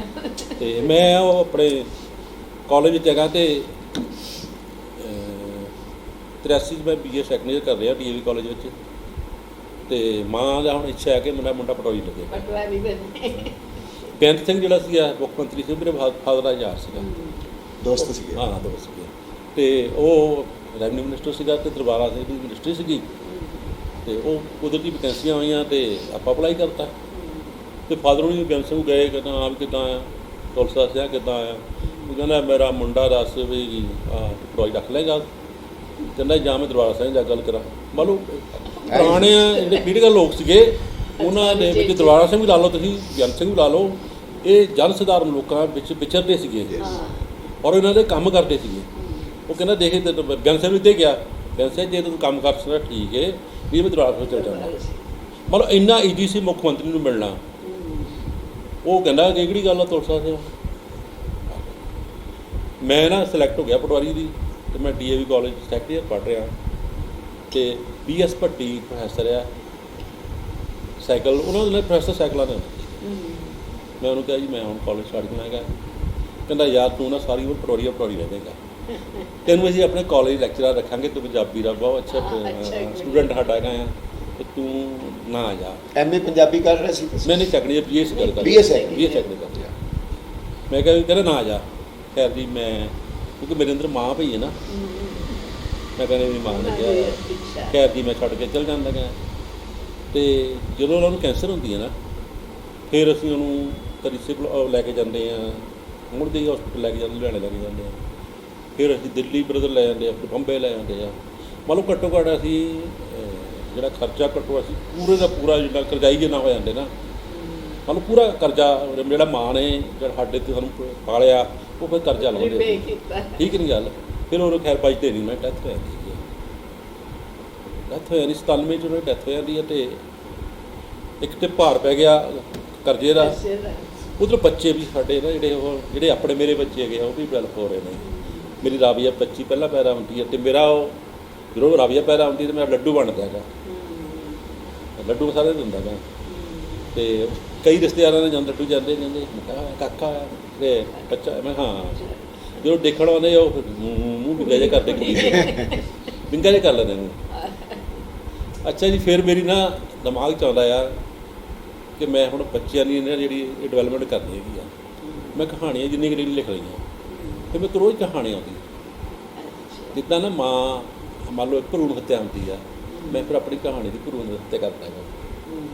ਇੱਕ ਕਹਾਣੀ ਆਉਂਦੀ, ਦੂਜੀ ਆਉਂਦੀ ਫਿਰ ਲੰਬਾ ਅੰਤਰਾਲ ਤੁਹਾਡੀ ਖਾਮੋਸ਼ੀ ਦਾ ਹੈ। ਉਸ ਤੋਂ ਬਾਅਦ ਫਿਰ ਨਜ਼ਮ ਮੈਂ ਸਾਰੀ ਗੱਲ ਦੱਸਦਾ ਕਿੱਦਾਂ ਨਜ਼ਮ ਵਾਲਾ ਆਉਂਦਾ ਹੈਗਾ। ਨਜ਼ਮ ਵੱਲ ਮੈਂ ਮੰਨ ਲਓ ਕਿ ਮੈਂ 14-15 ਸਾਲ ਆਪਣੀਆਂ ਜਿਹੜੀ ਕਹਾਣੀਆਂ ਉਹਨਾਂ ਦੀ ਭਰੂਣ ਹੱਤਿਆ ਕੀਤੀ। ਮੈਂ ਉਹ ਕਹਾਣੀ ਆਉਂਦੀ, ਮੈਂ ਕਿਹਾ ਨਹੀਂ ਲਿਖਣਾ, ਮੈਂ ਆਪਣਾ ਪਰਿਵਾਰ ਹੁਣ ਹਾਂ, ਕਿਉਂਕਿ ਮੇਰੀ ਮਾਂ ਨੇ ਦੁੱਖ ਦੇਖੇ ਹੋਏ ਸੀ, ਸਾਨੂੰ ਜਿਹਦਾ ਪਾਲਿਆ ਸੀਗਾ, ਅਤੇ ਮੇਰੇ ਅੰਦਰ ਇੱਛਾ ਸੀ ਕਿ ਮੇਰੇ ਬੱਚੇ ਦੁੱਖ ਨਾ ਦੇਖਣ। ਫਿਰ ਵੀ ਖੈਰ ਆਪਾਂ ਬੜੀ ਮਿਹਨਤ ਕਰਦੇ ਹਾਂ, ਮਿਹਨਤ ਕਰਕੇ ਬੱਚਿਆਂ ਨੂੰ ਚੰਗੇ ਸਕੂਲ 'ਚ ਪਾਉਂਦੇ ਗਏ ਆ। ਫਿਰ ਜਦੋਂ 15 ਸਾਲ ਦੇ ਹੁੰਦੇ ਨਾ ਫਿਰ ਮੈਨੂੰ ਲੱਗਦਾ ਵੀ ਲੈ ਵੀ ਬੱਚੇ ਹੁਣ ਆਪਣੀ ਸਟੇਜ 'ਤੇ ਪਹੁੰਚ ਗਏ ਆ, ਹੁਣ ਮੇਰੀ ਥੋੜ੍ਹੀ ਘੱਟ ਗਈ ਆ ਸਰਦਾਰੀ। ਫਿਰ ਹੀ ਕਰਦਾ ਮੈਂ ਮੈਂ ਕਵਿਤਾ ਬਣਾਉਣਾ, ਕਿਉਂਕਿ ਮੈਂ ਆਪਣੀ ਜਿਹੜੀ ਜ਼ਮੀਨ ਕਹਾਣੀ ਦੀ ਉਹ ਬੰਜਰ ਕਰ ਲੈਂਦਾ ਗਾ। ਮੈਂ ਕਿਹਾ ਯਾਰ ਹੁਣ ਕਹਾਣੀ ਨਹੀਂ ਲਿਖੀ ਜਾਣੀ, ਕਿਉਂਕਿ ਮੇਰੇ ਅੰਦਰ ਜਿਹੜੀ ਮਾਂ ਸੀ ਨਾ ਮਰ ਗਈ ਸੀਗੀ ਅਤੇ ਮੇਰਾ ਬਾਪ ਸੀਗਾ ਵੱਲ ਜਿੰਦਾ ਸੀਗਾ। ਅੱਛਾ ਇਹਨਾਂ ਦਿਨਾਂ ਵਿੱਚ ਹੀ ਨਾ ਮੈਂ ਪਾਕਿਸਤਾਨ ਜਾਂਦਾ ਗਾ। ਪਾਕਿਸਤਾਨ ਜਾਂਦਾ ਤਾਂ ਮੇਰਾ ਦੋਸਤ ਇੱਥੇ ਮਸ਼ਹੂਰ ਚੌਧਰੀ ਹੈਗਾ। ਜਦੋਂ ਉਹ ਇੰਡੀਆ ਆਉਣਾ ਨਾ ਦੇਸ਼ ਭਗਤ ਯਾਦਗਾਰ ਵਾਲੇ ਨੇ ਕਵੀ ਦਰਬਾਰ ਕਰਾਇਆ ਸੀ, ਅਤੇ ਉੱਥੇ ਆਇਆ ਸੀ। ਉਹ ਮੇਰੀ ਪਰਸਨੈਲਿਟੀ 'ਤੇ ਬੜਾ ਪ੍ਰਭਾਵਿਤ ਹੋਇਆ। ਡਾਕਟਰ ਜਗਤਾਰ ਉਹਨਾਂ ਨੇ ਕਰਾਇਆ ਸੀ। ਮੈਨੂੰ ਕਹਿੰਦਾ ਯਾਰ ਮੱਖਣ ਪੂਰੀ ਉਮਰ ਪਤਾ ਕਿੰਨੀ ਆ, ਮੇਰੇ ਬਾਪ ਜਿੰਨੀ ਉਮਰ ਆ। ਕਹਿੰਦਾ ਮੈਂ ਤੇਰਾ ਪੱਗ ਵਟਾਉਣੀ ਚਾਹੀਦੀ ਆ। ਮੈਂ ਠੀਕ ਹੈ, ਮੈਂ ਆਪਣੀ ਪੱਗ ਲਾ ਕੇ ਸ਼ੇਖੋ ਗ੍ਰਾਂਡ ਫੰਕਸ਼ਨ ਰੱਖਦੇ ਆ, ਕਵੀ ਦਰਬਾਰ ਕਰਦੇ ਆ, ਅਤੇ ਮੈਂ ਆਪਣੀ ਪੱਗ ਲਾ ਕੇ ਉਹਦੇ ਸਿਰ 'ਤੇ ਰੱਖਦਾ ਆ। ਅਤੇ ਆਪ ਮੈਂ ਜਿਹੜਾ ਪਾਕਿਸਤਾਨ ਦਾ ਮਸ਼ਹੂਰ ਹੈ ਚੌਧਰੀ ਹੈਗਾ ਆ, ਬਹੁਤ ਅੱਛਾ ਹੈ। ਹੁਣ ਜਰਮਨੀ ਰਹਿੰਦਾ, ਜਰਮਨੀ ਰਹਿੰਦੇ ਹਾਂ, ਬੜਾ ਅੱਛਾ। ਉਹ ਉੱਦਾਂ ਹੀ ਨਾ ਸਿਰ 'ਤੇ ਪੱਗ ਰੱਖੀ। ਉਹ ਲੋਕ ਕਲਚਰਲ ਚੀਂਦੇ ਕਹਿੰਦੇ ਪਾਕਿਸਤਾਨ ਦੇ ਲੋਕ, ਉਹ ਉੱਦਾਂ ਹੀ ਸਿਰ 'ਤੇ ਪੱਗ ਰੱਖ ਕੇ ਨਾ ਉਹ ਜਾਂਦਾ ਲਾਹੌਰ ਜਾਂਦਾ। ਅਤੇ ਉਹਦੇ ਲੋਕ ਉਹਦੇ ਦੋਸਤ ਮਿੱਤਰ ਟਿਚਰਾਂ ਵੀ ਕਰਦੇ ਆ। ਅੱਛਾ ਘਰ ਜਾਂਦਾ, ਕਰਦੇ ਕਹਿੰਦੇ ਹੈ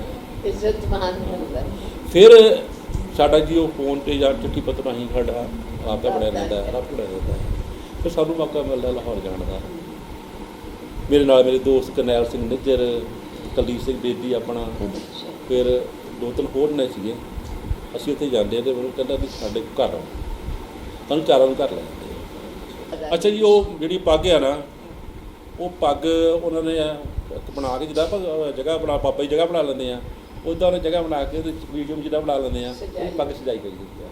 ਮਤਲਬ ਉਹ ਲੱਗਦਾ ਪਤਾ ਕਿ ਮਤਲਬ ਇਹ ਜਿਹੜੇ ਰਿਸ਼ਤੇ ਹੈਗੇ ਆ, ਮਤਲਬ ਇਹ ਪਾਕਿਸਤਾਨ ਵਾਲੇ ਲੋਕ ਆ ਨਾ। ਮੈਂ ਇਹਦੀ ਲੰਬੀਆਂ ਗੱਲਾਂ ਤਰ ਕਰਨਾ ਚਾਹੁੰਦਾ ਕਿ ਇਹ ਗੱਲਾਂ ਵਿੱਚ ਸਾਰਾ ਕੁਝ ਪਿਆ, ਕਹਾਣੀਆਂ ਪਈਆਂ ਆ, ਔਰ ਇੱਕ ਕਲਚਰ ਪਿਆ ਹੈਗਾ, ਇੱਕ ਵੈਲਿਊ ਪਈ, ਮੋਰਲ ਵੈਲਿਊ ਪਈ ਆ ਇਹਨਾਂ ਵਿੱਚ।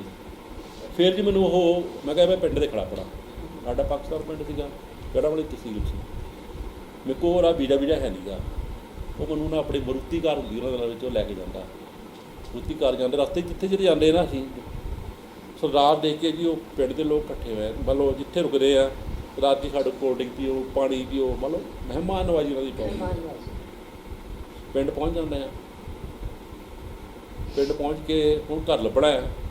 ਮੈਂ ਮੇਰੇ ਫਾਦਰ ਦੀ ਮੈਮਰੀ ਬਹੁਤ ਹੈ, ਜਿਹੜਾ ਕਾਲੀ ਦੀ ਮੈਮਰੀ ਆ, ਉਹਦੇ ਮੇਰੇ ਫਾਦਰ ਦੀ ਮੈਮਰੀ ਹੈ। ਮੈਂ ਫਾਦਰ ਪੁੱਛਿਆ ਕਿ ਕਹਿੰਦਾ ਕਿ ਆਪਣਾ ਘਰ ਆ, ਕੁਦਰਤੀ ਇੱਕ ਬਜ਼ੁਰਗ ਨੂੰ ਲੈ ਕੇ ਆਉਂਦੇ ਆ, ਤੂੰ ਤੋਸ਼ਾ ਕਹਿੰਦਾ ਮੁੰਡਾ, ਤੇਰਾ ਇੱਕ ਚਾਚਾ ਗੁੰਗਾ ਹੁੰਦਾ ਸੀਗਾ, ਉਹਦਾ ਨਾਂ ਗੁੰਗਾ ਪਿਆ, ਸਾਡਾ ਚਾਚਾ ਜਿਹੜਾ ਨਾ ਪਿਆਰਾ ਆ, ਉਹਨੇ ਗੁੰਗਾ ਪਾਇਆ ਉਹਦਾ ਨਾਮ, ਮਤਲਬ ਜਿਹੜਾ ਪਸ਼ੂਆਂ ਦੇ ਵਾਲੇ ਲੱਗਾ ਉਹਦਾ। ਤੇਰੀ ਭੂਆ ਫਲਾਣੀ ਹੁੰਦੀ ਸੀ, ਉਹ ਹੁੰਦੀ ਸੀ, ਪਤਾ ਨਹੀਂ। ਮੈਂ ਗੱਲ ਲੱਗ ਗਿਆ, ਮੈਨੂੰ ਫਿਰ ਆਪਣੇ ਘਰ ਉੱਥੇ ਲੈ ਜਾਂਦੇ ਆ, ਘਰ ਲਿਜਾ ਕੇ ਫਿਰ ਉਹ ਗੱਲਾਂ ਕਰਦਾ, ਫਿਰ ਉਹ ਪਿੰਡ ਖਰਾ ਇਕੱਠਾ ਹੋ ਜਾਂਦਾ। ਕਹਿੰਦੇ ਕਿ ਮੈਂ ਆਪਣੇ ਫਾਦਰ ਦੀ ਹੁਣ ਗੱਲ ਕੀ ਕਰਨ ਲੱਗਾ ਲਾਸਟ ਆ ਕੇ, ਕਹਿੰਦੇ ਕਿ ਜਿਸ ਦਿਨ ਤੁਲਸਾ ਸਿੰਘ ਨੇ ਗਾਉਣਾ ਹੁੰਦਾ ਸੀ ਨਾ ਪਿੰਡ, ਉਹ ਕੋਈ ਟੀਵੀ ਦਾ ਕੋਈ ਆਇਆ ਨਹੀਂ ਸੀਗਾ, ਪਿੰਡਾਂ ਦੀਆਂ ਔਰਤਾਂ ਨੇ 4 ਵਜੇ ਆਪਣੀ ਰੋਟੀ ਪਾਣੀ ਪਕਾ ਲੈਣਾ ਵੀ ਅੱਜ ਤੁਲਸਾ ਸਿੰਘ ਨੇ ਗਾਉਣਾ ਆ। ਮਤਲਬ ਇਹ ਸੀ ਉਹਨਾਂ ਦਿਨਾਂ ਦੀ ਵੈਲਿਊ। ਮੈਨੂੰ ਆਪਣੇ ਬਾਪ ਦੀ ਵੈਲਿਊ ਦਾ ਜਦੋਂ ਉੱਥੇ ਤੁਸੀਂ ਕਵਿਤਾ ਲਿਖਦੇ ਹੋ ਤਾਂ ਕੀ ਉਹਦੇ ਵਿੱਚ ਸ਼ਾਮਲ ਹੁੰਦਾ ਹੈ? ਹਾਂ ਮੈਂ ਦੱਸਾਂ ਹੁਣ ਕੀ ਹੋਣਾ, ਕਵਿਤਾ ਉੱਥੇ ਹੈ ਨਹੀਂ, ਬਾਪ ਵੀ ਹੋਣਾ, ਮਾਂ ਵੀ ਹੋਣੀ ਹੈ। ਜਿਹੜੀਆਂ ਗੱਲਾਂ ਤੁਸੀਂ ਅਕਸਰ ਪੁੱਛਦੇ ਹੁੰਦੇ ਮੈਨੂੰ, ਉਹ ਜੀ ਮੈਨੂੰ ਬਾਪ ਦਾ ਮੈਂ ਕਰੈਕਟਰ ਪਤਾ ਲੱਗਦਾ, ਬਾਪ ਦਾ ਇੰਨਾ ਰਿਵਾਜ। ਫਿਰ ਮੈਨੂੰ ਲੱਗਦਾ ਜਿਹੜਾ ਮੇਰਾ ਬਾਪ ਮਾਂ ਪ੍ਰਤੀ ਜਿਹੜੀ ਉਹ ਹੁੰਦੀ ਆ, ਉਹ ਬਿਲਕੁਲ ਉਲਟ ਹੋ ਜਾਂਦਾ। ਮੇਰੇ ਬਾਪ ਇੱਕ ਕਰੈਕਟਰ ਨਾਇਕ ਬਣ ਕੇ ਆਉਂਦਾ। ਫਿਰ ਮੈਂ 15-16 ਜੋ ਕਵਿਤਾ ਬਣਾਉਂਦਾ ਨਾ, ਮੇਰੀ ਇੱਕੋ ਕਰੈਕਟਰ ਹੈਗੀ ਔਰਤ। ਉਹ ਕਰੈਕਟਰ ਜਿਹੜੀ ਮੈਨੂੰ ਸਾਰੇ ਕਹਿੰਦੇ ਉਹ ਕਰੈਕਟਰ ਕਿਸੇ ਨਾਲ ਇਸ਼ਕ ਹੋਊਗਾ। ਹਾਂ, ਦੈਟਸ ਰਾਈਟ। ਹਾਂ, ਉਹ ਹੁੰਦਾ ਹਮੇਸ਼ਾ ਇਦਾਂ ਲੱਗਦਾ ਕਿ ਤੁਸੀਂ ਆਪਣੀ ਉਸ ਤੁਰਾ ਜਿਹੜਾ ਉਹਦੇ ਲਈ ਕਵਿਤਾ ਲਿਖਦੇ ਹੋ। ਉਹ ਜਿਹੜੀ ਉਹ ਔਰਤ ਹੈਗੀ, ਉਹ ਜਿਹੜੀ ਔਰਤ ਹੋਏਗੀ ਮੇਰੀ ਮਾਂ, ਮਾਂ ਆ, ਉਹ ਮਾਂ ਆ। ਤੇ ਮੇਰਾ ਬਾਪ ਜਿਹੜਾ ਨਾ, ਜਦੋਂ ਮੈਂ ਉਹ ਪਾਕਿਸਤਾਨ ਹੋ ਕੇ ਆਉਂਦਾ ਤਾਂ ਮੇਰਾ ਜਿਹੜਾ ਬਾਪ ਹੈ ਨਾ, ਉਹ ਫਿਰ ਆਪਣੇ ਉਹਦੇ ਤੱਕ ਮੈਂ ਉਹਦੇ ਅੰਦਰ ਵੈਲਿਊ ਲੱਗਦੀ ਆਪਣੀ ਮਾਂ ਪ੍ਰਤੀ। ਮਾਂ ਮਰ ਜਾਂਦੀ ਹੈ ਤੇ ਉਹਨੂੰ ਪਤਾ ਲੱਗਦਾ ਵੀ ਮਾਂ ਦੀ ਕੀ ਵੈਲਿਊ ਹੈਗੀ ਆ। ਉਹ ਬਾਰ-ਬਾਰ ਜਿਹੜਾ ਕਰੈਕਟਰ ਕਾਲੀ ਕਹਿੰਦਾ ਵੀ ਜਦੋਂ ਕਵਿਤਾ ਜਿਹੜੀ ਬਾਰ-ਬਾਰ ਜਿਹੜੀ ਆਉਂਦੀ ਹੈਗੀ ਆ, ਇੱਕੋ ਕਰੈਕਟਰ ਜਿਹੜਾ ਵੱਖਰੇ ਰੂਪਾਂ 'ਚ ਆਉਂਦਾ ਜਿਹੜਾ ਰੋਏ ਤੁਹਾਨੂੰ ਆਪਣੇ ਪਿਤਾ ਜੀ ਉਹ ਵੀ ਲੱਗਦਾ ਕਵਿਤਾਵਾਂ ਵਿੱਚ ਕਿ ਨਹੀਂ ਹੈ? ਕਿਸੇ ਕਵਿਤਾ 'ਚ ਪਾਪਾ ਦੇ ਅਗੇਂਸਟ ਰੋਏ ਜਾਂ ਨਹੀਂ ਉਹ ਮੈਂ ਨਹੀਂ ਮੇਰੇ ਅੰਦਰ ਪੋਜ਼ਿਟਿਵਿਟੀ ਇੰਨੀ ਆ ਕਿ ਮੈਂ ਨਾਲ ਹੀ ਮਾਫ ਕਰਨ ਲੱਗ ਜਾਂਦਾ। ਮੇਰੇ ਅੰਦਰ 5 ਮਿੰਟਾਂ 'ਚ ਹੀ ਮੇਰੇ ਅੰਦਰ ਮਾਫੀ ਹੋਣੀ। ਇਸ ਤਰ੍ਹਾਂ ਮਾਮਾ ਨੂੰ ਹਾਂ ਗੱਲ ਕਿਉਂਕਿ ਬਾਪ ਦੇ ਨਹੀਂ ਦੇਖੋ, ਬਾਪ ਦੇ ਦੇਖੋ, ਮਾਂ ਦੇਖੋ, ਬਾਪ ਦਾ ਉਹਦਾ ਇੱਕ ਲਾਈਫ ਦਾ ਸਟਾਈਲ ਆ ਉਹਦਾ ਬਾਪ ਦਾ, ਉਹ ਕਿ ਅਸੀਂ ਲਾਈਫ ਲੋਕ ਸਮਝਦੇ ਆ। ਪਿੰਡਾਂ ਦਾ ਜਿਹੜਾ ਜੀਵਨ ਉਹਨਾਂ ਨੇ ਜੀਵਿਆ, ਜਾਂ ਜਿਹੋ ਜਿਹਾ ਉਹਨਾਂ ਨੂੰ ਇਨਵਾਇਰਮੈਂਟ ਮਿਲਿਆ ਹੈਗਾ ਆ, ਜਿਸ ਇਨਵਾਇਰਮੈਂਟ ਵਿੱਚ ਰਹੇ ਆ, ਜਾਂ ਜਿਹੋ ਜਿਹਾ ਫਿਊਡਲ ਕਲਚਰ ਹੈਗਾ ਆ, ਜਿਹੋ ਜਿਹੀ ਪਿੰਡ ਦੀ ਔਰਤ ਪਈ ਆ, ਜਿਹੋ ਜਿਹਾ ਮਰਦ ਔਰਤ ਨੂੰ ਜਾਂ ਉਹ ਪੇਸ਼ ਆਉਂਦਾ ਹੈਗਾ ਆ, ਉਹਦੇ ਮੁਤਾਬਕ ਮੇਰਾ ਇੱਕ ਬਾਪ ਵਾਕਿਆ ਵਰਗਾ ਹੀ ਜਿੱਦਾਂ ਨੇ ਬਾਕੀ ਮਰਦਾਂ ਨੂੰ ਤਾਂ ਨਹੀਂ ਹੈਗਾ। ਇਹ ਗੱਲ ਉਹ ਫਿਊਡਲ ਕਲਚਰ ਆ, ਫਿਊਡਲ ਕਲਚਰ 'ਚ ਔਰਤ ਵਿੱਚ ਪਈ ਆ, ਉਹ ਪਿਆ ਹੈਗਾ। ਫਿਰ ਮੇਰੇ ਕੋਲ ਕਵਿਤਾ ਦੀ ਮਾਂ ਦੇ ਰੂਪ ਜਦੋਂ ਆਉਂਦੀ ਆ, ਮੁਹੱਬਤ ਆਉਂਦੀ ਹੈਗੀ ਆ, ਅਤੇ ਬਾਪ ਮੇਰਾ ਆਉਂਦਾ ਆ। ਔਰ ਮੇਰੀ ਦਾ ਕਰੈਕਟਰ ਜਿਹੜਾ ਨਾ, ਉਹ ਬਾਪ ਜਿਹੜਾ ਉਹ ਹਮੇਸ਼ਾ ਹੀ ਉਹ ਤਰਲੇ ਕਰਦਾ ਪਿਆ ਹੈ। ਅੱਛਾ, ਮੇਰੀ ਕਵਿਤਾ ਵਿੱਚ ਮਰਦ ਤਰਲੇ ਕਰ ਰਿਹਾ ਔਰਤ। ਹਾਂ, ਮੈਂ ਔਰਤ ਨੂੰ ਆਪਣਾ ਫਿਰ ਮਾਡਲ ਬਣਾਉਂਦਾ ਹੈਗਾ ਬਈ ਇਸ ਦੇਸ਼ ਦੀ ਜਿਹੜੀ ਔਰਤ ਆ, ਕਿਉਂਕਿ ਸਾਡੀ ਜਿਹੜੀ ਬ੍ਰਾਹਮਣ ਅਵਸਥਾ ਹੈਗੀ ਆ, ਉਹਨਾਂ ਨੇ ਔਰਤ ਨੂੰ ਦਬਾ ਕੇ ਬਹੁਤ ਰੱਖਿਆ ਗਾ, ਦਾਬਿਆਂ ਦੀ ਅੰਦਰ ਇਹਨਾਂ ਨੂੰ ਦਬਾ ਕੇ ਬਹੁਤ ਰੱਖਿਆ। ਚਾਹੇ ਉਹ ਮੰਨ ਲਓ ਇੰਡੀਆ ਦੇ ਕਿਸੇ ਕੋਨੇ ਵਿੱਚ ਹੈਗੀ ਆ, ਚਾਹੇ ਸ਼ਹਿਰੀ ਮੰਨ ਲਓ ਸ਼ਹਿਰੀ ਔਰਤ ਹੈ, ਚਾਹੇ ਪਿੰਡ ਦੀ ਔਰਤ ਹੈਗੀ ਆ। ਸ਼ਹਿਰ ਦੀ ਔਰਤ ਉੱਪਰ ਹੋਰ ਤਰ੍ਹਾਂ ਪਾਬੰਦੀਆਂ ਹੋਣਗੀਆਂ, ਪਿੰਡ ਦੀ ਔਰਤ 'ਤੇ ਪਾਬੰਦੀਆਂ ਹੋਣਗੀਆਂ, ਪਾਬੰਦੀਆਂ ਹੈਗੀਆਂ। ਦੇਖੋ ਤੁਸੀਂ ਇੰਨੇ ਪੜ੍ਹ ਲਿਖ ਕੇ ਗਈ, ਅੱਜ ਕੱਲ੍ਹ ਦੀਆਂ ਔਰਤਾਂ ਜਿਹੜੀਆਂ ਹੈਗੀਆਂ ਪੜ੍ਹ ਲਿਖ ਕੇ ਵੀ ਪ੍ਰੋਫੈਸਰ ਵੀ ਬਣ ਜਾਂਦੀਆਂ, ਡਾਕਟਰ ਵੀ ਬਣ ਜਾਂਦੀਆਂ। ਜਿਹੜੇ ਅੱਜ ਕੱਲ੍ਹ ATM ਵੀ ਜਿਹੜੇ ਹੈਗੇ ਨਾ, ਉਹ ਤਨਖਾਹ ਵਾਲੇ ATM, ਉਹ ਵੀ ਹਾਲੇ ਘਰ ਵਾਲੇ ਦੀ ਜੇਬਾਂ 'ਚ ਹੀ ਪਏ ਹੁੰਦੇ ਆ। ਔਰਤ ਹਾਲੇ ਵੀ ਆਪਣੀ ਮਰਜ਼ੀ ਮੁਤਾਬਕ ਪੈਸਾ ਨਹੀਂ ਖਰਚ ਕਰ ਸਕਦੀ। ਔਰਤ ਕਮਾ ਕੇ ਲੈ ਕੇ ਆ ਰਹੀ ਆ ਔਰ ਪੈਸਾ ਘਰ ਵਾਲਾ ਖਰਚ ਕਰ ਰਿਹਾ। ਉਹਦੀ ਮਰਜ਼ੀ। ਅੱਜ ਵੀ ਸਾਡੇ ਦੋਸਤ ਹੀ ਦੇਖੇ ਆ ਜਿਹੜੇ ਸਾਡੇ ਰਾਈਟਰ ਹੈਗੇ ਆ, ਰਾਈਟਰਾਂ ਦੀ ਘਰ ਵਾਲੀ ਜਿਹੜੀ ਜੌਬ ਕਰਦੀਆਂ। ਫਿਰ ਮੇਰੇ ਕੋਲ ਇਹ ਜਿਹੜੀ ਔਰਤ ਆ, ਮੈਨੂੰ ਲੱਗਦਾ ਕਿ ਮੈਂ ਸਤਿਕਾਰ ਦੇਣਾ ਬਣਦਾ ਆ ਵੀ ਜੇ ਇਸ ਕੰਟਰੀ ਦੀ ਔਰਤ ਪੜ੍ਹੀ ਲਿਖੀ ਹੋਏਗੀ, ਉਹਨੂੰ ਪੂਰੀ ਮੌਲਿਕ ਅਧਿਕਾਰ ਹੋਣਗੇ, ਉਸ ਕੰਟਰੀ ਦੇ ਬੱਚੇ ਅੱਛੇ ਹੋਣਗੇ, ਡਿਵੈਲਪ ਹੋਣਗੇ, ਕਿਉਂਕਿ ਮਾਂ ਹੀ ਬੱਚੇ ਨੂੰ ਸਾਂਭ ਸਕਦੀ ਆ, ਬਾਪ ਬੱਚੇ ਨੂੰ ਨਹੀਂ ਸਾਂਭ ਸਕਦਾ ਗਾ। ਬਿਲਕੁਲ ਠੀਕ। ਠੀਕ ਨਹੀਂ। ਫਿਰ ਮੇਰੇ ਕੋਲ ਕਵਿਤਾ 'ਚ ਫਿਰ ਮੈਂ ਮਿੱਥ ਤੋੜਦਾ ਕਵਿਤਾ ਵਿੱਚ। ਮਿੱਥ ਵਿੱਚ ਵੀ ਮੈਂ ਪਿੱਛੇ ਜੇ ਉਹ ਕਿਸੇ ਵਿਆਹ 'ਤੇ ਗਿਆ ਅਤੇ ਇੱਕ ਬੋਲੀ ਮੇਰੇ ਸੁਣਨ ਨੂੰ ਮਿਲੀ। ਬੋਲੀ ਕੀ ਆ ਕਿ ਨਾਈਆਂ ਦੇ ਚਵਾਰੇ ਵਿੱਚ ਅੰਨਾ ਸ਼ੀਸ਼ਾ ਵੇਖਦਾ। ਇਹ ਬੋਲੀ ਆ। ਉਹ ਫਿਰ ਕਵਿਤਾ ਮੈਂ ਮਿੱਥ ਹੁਣ ਮੇਰੇ ਕੋਲ ਅੰਨਾ ਅਤੇ ਸ਼ੀਸ਼ਾ। ਅੰਨਾ ਹੁਣ ਸ਼ੀਸ਼ਾ ਕੀ ਵੇਖੇਗਾ? ਫਿਰ ਮੇਰੇ ਕੋਲ ਮਿੱਥ ਹੁੰਦੀ। ਮੈਂ ਕਿਹਾ ਯਾਰ ਮਿੱਥ ਕੀ ਹੋਏਗੀ? ਫਿਰ ਮੈਨੂੰ ਕਵਿਤਾ 'ਚ ਤੋੜਦਾ, ਇਸ ਮਿੱਥ ਨੂੰ ਬਣਾਉਂਦਾ ਆ, ਮਿੱਥ ਨੂੰ ਤੋੜਦਾ ਆ। ਜਿਵੇਂ ਤੁਸੀਂ ਮਿੱਥ ਦੀ ਗੱਲ ਡਾਕਟਰ ਸਾਹਿਬ ਨੇ ਕੀਤੀ, ਜਿਵੇਂ ਮਿੱਥ ਤੋੜਦੇ ਹੋ, ਐਵੇਂ ਹੀ ਤੁਹਾਡੇ ਕੋਲ ਆਣ ਕੇ ਜਿਹੜਾ ਸਾਡਾ ਜਿਹੜੇ ਕਲਚਰਲ ਕਰੈਕਟਰ ਨੇ ਸਾਡੇ ਕੋਲ, ਮੁਹੱਬਤ ਦੇ ਕਰੈਕਟਰ ਨੇ, ਉਹ ਵੀ ਉਹਦੇ ਵੀ ਮਿੱਥ ਭੰਜਨ ਹੀ ਹੈ, ਉਹ ਵੀ ਟੁੱਟਦੇ ਨੇ। ਕੀ ਸਿੱਧ ਕਰਨਾ ਚਾਹੁੰਦੇ ਆ? ਤੁਹਾਡੇ ਮਨ 'ਚ ਕੀ ਹੈ ਕਿ ਯਾਰ, ਕਿਉਂਕਿ ਜਦੋਂ ਤੁਸੀਂ ਕਿਸੇ ਵੀ ਟ੍ਰੈਡੀਸ਼ਨ ਦੇ ਵਿੱਚ ਗੁੱਝੇ ਹੋਏ ਪਾਠਕ ਦੀ ਗੇਜ 'ਤੇ ਸੱਟ ਮਾਰੋਗੇ ਤਾਂ ਤੁਹਾਨੂੰ ਇੱਕ ਰਿਸਕ ਵੀ ਰਹੇਗਾ। ਬਿਲਕੁਲ ਰਹੇਗਾ। ਪਰ ਇਹ ਕਿ ਮੇਰੇ ਕੋਲ ਜਿਹੜੀ ਮੈਂ ਜਿਹੜੀ ਮਿੱਥ ਲੈ ਕੇ ਆਉਂਦਾ ਆ, ਮੇਰੇ ਕੋਲ ਮਿੱਥ ਪਈ ਔਰਤ। ਮੇਰੇ ਕੋਲ ਜਿਹੜੀ ਮਿੱਥ ਆਉਂਦੀ ਨਾ, ਮਿੱਥ ਵਿੱਚ ਮੈਨੂੰ ਲੱਗਦਾ ਕਿ ਸਾਡੀ ਜਿਹੜੀ ਬਹੁਤੀ ਮਿੱਥ ਵਿੱਚ ਔਰਤ ਨੂੰ ਗੁਲਾਮ ਬਣਾ ਕੇ ਰੱਖਿਆ ਗਿਆ ਆ। ਮੱਧ-ਪ੍ਰਧਾਨ ਸਮਾਜ ਔਰਤ ਨੂੰ ਗੁਲਾਮ ਬਣਾ ਕੇ ਰੱਖਿਆ ਗਿਆ ਆ। ਅਤੇ ਮੈਂ ਜਿਹੜੀ ਉਹ ਮਿੱਥ ਨਾ ਉਹਨੂੰ ਪੋਜ਼ੀਟਿਵ ਥਰੂ ਲੈ ਕੇ ਆਉਂਦਾ। ਮੈਂ ਉਹਨੂੰ ਬੋਲਦਾ, ਮੈਂ ਫਿਰ ਮਿੱਥ ਨੂੰ ਉਹਦੇ ਖਿਲਾਫ ਹੀ ਬੋਲਦਾ ਗਾ ਉਹਦੇ ਵਿੱਚ। ਫਿਰ ਮੈਂ ਖੋਲ੍ਹਦਾ ਉਹਨੂੰ ਮਿੱਥ ਨੂੰ।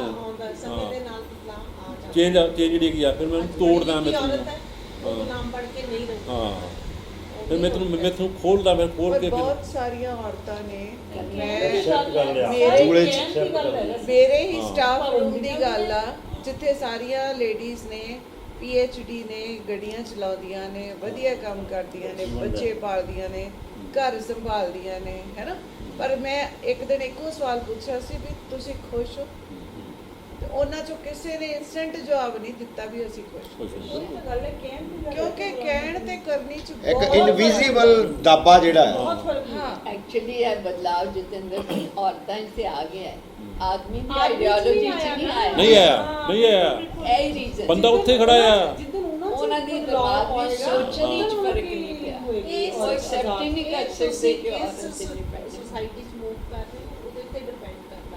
ਹਰ ਇੱਕ ਵੱਖਰੀਆਂ ਕੈਟਾਗਰੀਜ਼ ਹੈ ਸਾਡੀ ਸੋਸਾਇਟੀ ਦੇ। ਮੇਰੇ ਖਿਆਲ ਨਾਲ ਕਈ ਕਵੀ ਨੇ ਸੁਪਨੇ ਵੀ ਬੀਜਣੇ ਹੁੰਦੇ ਹਾਂ, ਉਹ ਹੈ, ਉਹ ਗੱਲ ਹੈ ਕਿ ਯਾਰ ਜਿਵੇਂ ਵੀ ਇਹ ਹੋਵੇ। ਇੱਕ ਦੁਆ ਵੀ ਹੁੰਦੀ ਹੈ, ਕਰਨੀ ਹੁੰਦੀ ਹੈ ਕਵੀ ਨੇ ਕਿ ਯਾਰ ਹੋ ਜਵੇ ਤਾਂ ਚੰਗੀ ਗੱਲ ਹੈ। ਮੈਂ ਤੁਹਾਨੂੰ, ਤੁਸੀਂ ਜਿਹੜੀ ਗੱਲ ਕਰ ਰਹੇ ਹੋ ਨਾ ਬੰਦਿਆਂ ਦੀ, ਡਾਕਟਰ ਸਾਹਿਬ, ਮੈਂ ਭਾਲਦਾ ਇਹਨਾਂ ਦਾ ਵੀ ਮੁਨਸ਼ੀ ਆ। ਮੈਂ ਟਾਈਪ ਕਰਨ ਲਈ ਮੈਂ ਬਹੁਤ ਲੋਕਾਂ ਦਾ ਮੁਨਸ਼ੀ ਰਿਹਾ। ਮੇਰਾ ਵੱਡਾ ਭਰਾ, ਮੈਂ ਕਵਿਤਾਵਾਂ ਕਿਸੇ ਟਾਈਪ ਕਰਕੇ ਕਿਸੇ ਐਡੀਟਰ ਨੂੰ ਭੇਜੀਆਂ ਪੰਜਾਬੀ ਦੇ, ਮਾਨ ਭਾਈ। ਇਹਨਾਂ ਨੂੰ ਫੋਨ ਆਇਆ ਐਡੀਟਰ ਨੂੰ, ਕਹਿੰਦੇ ਯਾਰ ਅਸੀਂ ਪ੍ਰੇਮ ਕਵਿਤਾਵਾਂ ਨਹੀਂ ਛਾਪਦੇ। ਇਹ ਕਹਿੰਦਾ ਮੈਂ ਮਾਂ ਦੇ ਪਿਆਰ ਤੇ ਲਿਖ ਰਿਹਾ। ਮੈਂ ਉਹਨੂੰ ਘੇਰ ਲਿਆ। ਮੈਂ ਕਿਹਾ ਫਿਰ ਤੁਸੀਂ ਨਫ਼ਰਤ ਦੀਆਂ ਛਾਪਦੇ ਹੋ? ਜੇ ਪ੍ਰੇਮ ਕਵਿਤਾ ਨਹੀਂ ਛਾਪਦੇ ਤਾਂ ਤੁਸੀਂ ਨਫ਼ਰਤ ਦੀ ਕਵਿਤਾ ਛਾਪਦੇ। ਇਹਨਾਂ ਦੀ ਕਵਿਤਾ ਬਹੁਤ ਵਧੀਆ ਔਰ ਥੋੜੀ ਲੰਮੀ ਹੁੰਦੀ ਆ, ਔਰ ਉਹਦੇ 'ਚ ਮਤਲਬ ਜਿਹੜੀ ਔਰਤ ਦੇ ਪੱਖ ਦੀ ਗੱਲ ਨਾ ਉਹ ਹੁੰਦੀ ਆ। ਔਰ ਅੱਜ ਕੱਲ੍ਹ ਇਹ ਸਾਹਿਤ ਦੇ ਵਿੱਚ ਅਜੇ ਕਿਤੇ ਬਹੁਤ ਘੱਟ ਆ ਕਿ ਜਿਹੜਾ ਮਰਦ ਆ ਉਹ ਔਰਤ ਦੇ ਪੱਖ ਦੀ ਗੱਲ ਕਰੇ। ਅਸੀਂ ਅਜੇ ਵੀ ਆਪਣੇ ਉਹਦੇ 'ਚ ਦਾਇਰਿਆਂ ਦੇ ਵਿੱਚ ਸਿਮਟੇ ਹੋਏ ਆ, ਹੈਨ ਪੈਕਡਾਂ ਬਕਸਿਆਂ 'ਚ ਬੰਦ। ਜਦ ਤੱਕ ਬਕਸਿਆਂ 'ਚ ਬੰਦ ਨਹੀਂ ਨਾ ਨਿਕਲਾਂਗੇ ਬਕਸਿਆਂ 'ਚੋਂ ਬੰਦ, ਤਦ ਤੱਕ ਸਾਥੋਂ, ਜਦੋਂ ਤੱਕ ਅਸੀਂ ਸਾਹਿਤ ਨੂੰ ਇੱਕ ਦ੍ਰਿਸ਼ਟੀ ਵੱਖਰੀ ਤੱਕ ਨਹੀਂ ਲੈ ਕੇ ਜਾਵਾਂਗੇ ਨਾ ਨੈਚੁਰਲੀ ਤੁਸੀਂ ਸਾਹਿਤਕਾਰ ਕਰ ਦੀ ਹੀ ਨਹੀਂ ਦ੍ਰਿਸ਼ਟੀਕੋਣ ਤਾਂ ਹੋਏਗਾ ਹੀ। ਕਿਉਂਕਿ ਤੁਸੀਂ ਸੇਧ ਦੇਣੀ ਆ ਲੇਖ Yes, ਨੇ ਬਿਲਕੁਲ, ਸੇਧ ਬਿਲਕੁਲ, ਦੇਣੀ ਆ yes, yes। ਅਸੀਂ ਉਸੇ ਲਕੀਰ ਨੂੰ ਉਹ ਰਚਨਾ ਉਹੀ ਧਰਮਤਾ। ਕੋਈ ਫਾਇਦਾ ਤੁਸੀਂ ਨਹੀਂ ਉਹਦਾ। ਸੋਚ ਬਦਲੋ, ਦ੍ਰਿਸ਼ਟੀ ਬਦਲੋ, ਸੋਚਣ ਦਾ ਉਹ ਲਹਿਜ਼ਾ ਲਾਈਕ ਅਸੀਂ ਸਾਹਿਤ ਨੂੰ ਕਦੀ ਉਤਸਵ ਹੀ ਨਹੀਂ ਮੰਨਿਆ। ਉਤਸਵ ਹੈ। ਉਤਸਵ ਸਾਹਿਤ celebration Yes। Television television self ਦੀ ਸੈਲੀਬ੍ਰੇਸ਼ਨ ਲਿਟਰੇਚਰ ਅਸੀਂ ਉਤਸਵ ਨੂੰ ਨੈਗੇਟਿਵ ਕਰ ਲਿਆ। ਅਸੀਂ ਉਤਸਵ ਹਾਂ ਨੂੰ ਉਤਸਵ ਨੂੰ ਹਾਂ। ਨੈਗੇਟਿਵ।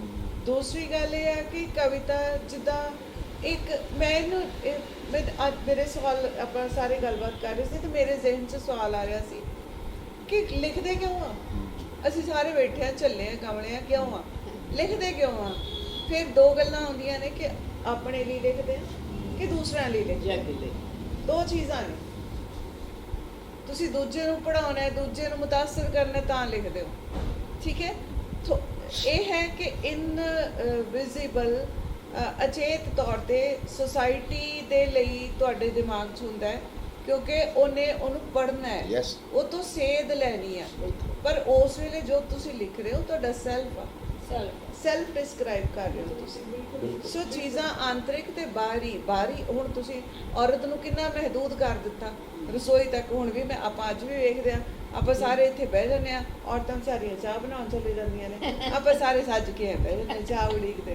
ਨਹੀਂ, ਮੇਰਾ ਮਤਲਬ ਵੀ ਅਸੀਂ ਕੰਮ ਵੰਡੇ ਹੋਏ ਨੇ। ਘਰ 'ਚ ਵੀ ਆਈ ਤੁਹਾਨੂੰ ਕਰਨਾ ਹੀ ਉਹ ਪਏਗਾ। ਮੈਂ ਸਮਾਜ mentality ਹੈ। ਨੇ We have to ਨਹੀਂ change। ਮੈਂ ਉਹਦੇ ਕਾਰਨ ਪੜਾ ਗਿਆ, ਉਹਦੇ ਕਾਰਨ ਕੀ ਪਿਆ ਦੇਖੋ ਸਮਾਜ ਨੇ ਦੇਖੋ ਉਹਦੇ ਕਾਰਨ ਇਹ ਤੁਹਾਡੀ ਕਿਆ ਹੈ, ਇੱਕ ਮਿੰਟ ਜੀ, ਮੈਂ ਵਿਦ ਯੂ ਅਪੋਲੋਜੀ ਆ ਸਪੀਕ ਔਨ ਦਿਸ। ਅਸੀਂ ਡਿਸੀਜਨ ਲੱਤਾ ਸੀ ਜਿੱਦਣ ਇੱਥੇ ਇਹ ਕਰ ਲੱਤਾ ਸੀਗਾ। ਡਿਸੀਜਨ ਲੱਤਾ ਸੀ ਕਿ ਇੱਥੇ ਮੈਂ ਆਪਣੀ ਜਨਾਨੀ ਦੀ ਇੱਕ ਮਤਲਬ ਨਹੀਂ ਚਲਾਉਣ ਨੂੰ ਅੰਦਰ ਰਸੋਈ 'ਚ ਵੜਨ ਨਹੀਂ ਦੇਣਾ। Yes, and she doesn't go to my ਰਸੋਈ।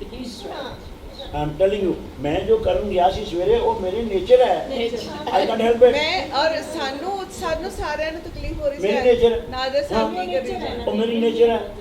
ਮਤਲਬ ਇਹ ਹੋਣਾ ਚਾਹੀਦਾ ਹਾਂ, ਇਨਸਟਿੰਕਟ। ਇਹ ਹੋਣਾ ਚਾਹੀਦਾ ਹੁਣ। ਇਹ ਇਹ ਪਹਿਲਾ ਸਟੈਪ ਹੈ Every ਆਪਾਂ ਨੇ ਆਪਣੀ ਸੋਸਾਇਟੀ ਨੂੰ ਇੰਪਰੂਵ ਕਰਨ ਵਾਸਤੇ। Yes। ਇਹ ਪਹਿਲਾ ਸਟੈਪ ਹੈ ਕੁੜੀਏ, ਇਹ ਪਹਿਲਾ ਸਟੈਪ ਹੈ। ਬੰਦੇ ਬਦਲਣਗੇ। ਜਦੋਂ ਲੇਖਕ ਇਹਨੂੰ ਸੋਚਣ ਲੱਗਣਗੇ ਨਾ, ਇਹ ਕੁੜੀਆਂ ਵੀ ਫਿਰ ਉਹਨਾਂ ਬਦਲਣਗੀਆਂ। ਦੀਆਂ ਦੇਖੋ ਮੈਂ ਆਪਣੀ ਹਾਂ, ਇਹ ਕੁੜੀਆਂ ਵੀ ਸੋਚਦੀਆਂ ਵੀ ਮੇਰਾ ਆਦਮੀ ਕੰਮ ਕਰ ਰਿਹਾ, ਉਹਨੂੰ ਸ਼ਰਮ ਆ ਰਹੀ ਹੈ। ਡਾਕਟਰ ਅਰੇ ਯਾਰ ਕਿਉਂ ਆ ਰਹੀ ਹੈ? ਪੜਾਈ Why should you feel like this? ਪੜਾਈ ਸਾਹਿਬ ਮੈਂ ਆਪਣੀ ਕਰਦਾਗਾ, ਮੈਂ ਆਪਣੀ ਗੱਲ ਕਰਦਾ ਆ ਕਿ ਮੇਰੇ ਲਈ ਔਰਤ ਕੀ ਆ। ਹਾਂ, ਮੈਨੂੰ ਨਹੀਂ ਰਸੋਈ ਦਾ ਕੰਮ ਕਰਨਾ ਦਾ ਫਸਟ ਗੱਲ ਹੈ ਨਾ। ਮੈਨੂੰ ਮਾਂ ਨੇ ਲਾੜ ਹੀ ਬੜਾ ਰੱਖਿਆ, ਉਹਨੇ ਕੰਮ ਸਿਖਾਇਆ ਹੀ ਨਹੀਂ ਮੈਨੂੰ ਕੰਮ ਸਿਖਾਇਆ ਹੀ ਨਹੀਂ ਉਹਨੇ ਘਰ ਦਾ ਰਸੋਈ ਦਾ। ਹੁਣ ਸਟੇਜ ਕੀ ਆਉਂਦੀ ਹੈ ਕਿ ਮੈਂ ਆਪਣੇ ਘਰ 'ਚ ਆ ਕਿ ਮੈਂ ਕਦੀ ਨਹੀਂ, ਮੈਨੂੰ ਨਹੀਂ ਪਾਣੀ ਵੀ ਕਦੀ ਗਲਾਸ ਪਾ ਕੇ ਨਹੀਂ ਪੀਤਾ ਹੈਗਾ। ਮੇਰੀ ਆਪਣੀ ਇੱਕ ਕਲਚਰ ਮੇਰਾ ਬਣ ਗਿਆਗਾ ਜਾਂ ਬਣ ਗਿਆ ਉਸ ਚੋਂ style ਨਿਕਲਣਾ ਬਣ ਗਿਆ। ਪਏਗਾ। ਨਹੀਂ ਮੈਂ ਉਹ ਗੱਲ ਕਰਨਾ ਉੱਥੇ ਆ ਮੈਂ ਨਿਕਲਣਾ ਕਰਨਾ ਪਏਗਾ। ਪਰ ਮੈਂ ਇਹ ਕਰਨਾ ਹੈ ਕਿ ਮੇਰੇ ਘਰ 'ਚ ਗੈਸਟ ਆ ਜਾਵੇ, ਹਾਂ, ਮੈਂ ਆਪਣੀ ਵਾਈਫ ਨੂੰ ਕਹਿੰਦਾ ਹਾਂ ਤੇਰੀ ਹਿੰਮਤ ਹੈ ਕਿ ਰਸੋਈ 'ਚ ਜਾਣ ਦੀ, ਠੀਕ ਹੈ, ਇਹਦੇ ਬਾਹਰੋਂ ਸਮਾਨ ਆ ਜਾਏਗਾ। ਅੱਜ ਕੱਲ੍ਹ ਦੇ ਘਰ ਬਾਹਰ ਮਾਵਾਂ ਹਰ ਜਗ੍ਹਾ ਮਿਲ ਜਾਂਦੀਆਂ। ਢਾਬੇ ਸਾਡੀਆਂ ਮਾਵਾਂ ਹੀ ਆ, ਰਸੋਈਆਂ ਸਾਡੀਆਂ ਮਾਵਾਂ, ਜਿਹੜੇ ਰੈਸਟੋਰੈਂਟ ਮਾਵਾਂ ਹੀ ਆ, ਜਮੈਟੋ ਹੈਗਾ ਆ, ਹੁਣ ਬਹੁਤ ਕੁਝ ਆ ਗਿਆ ਆ।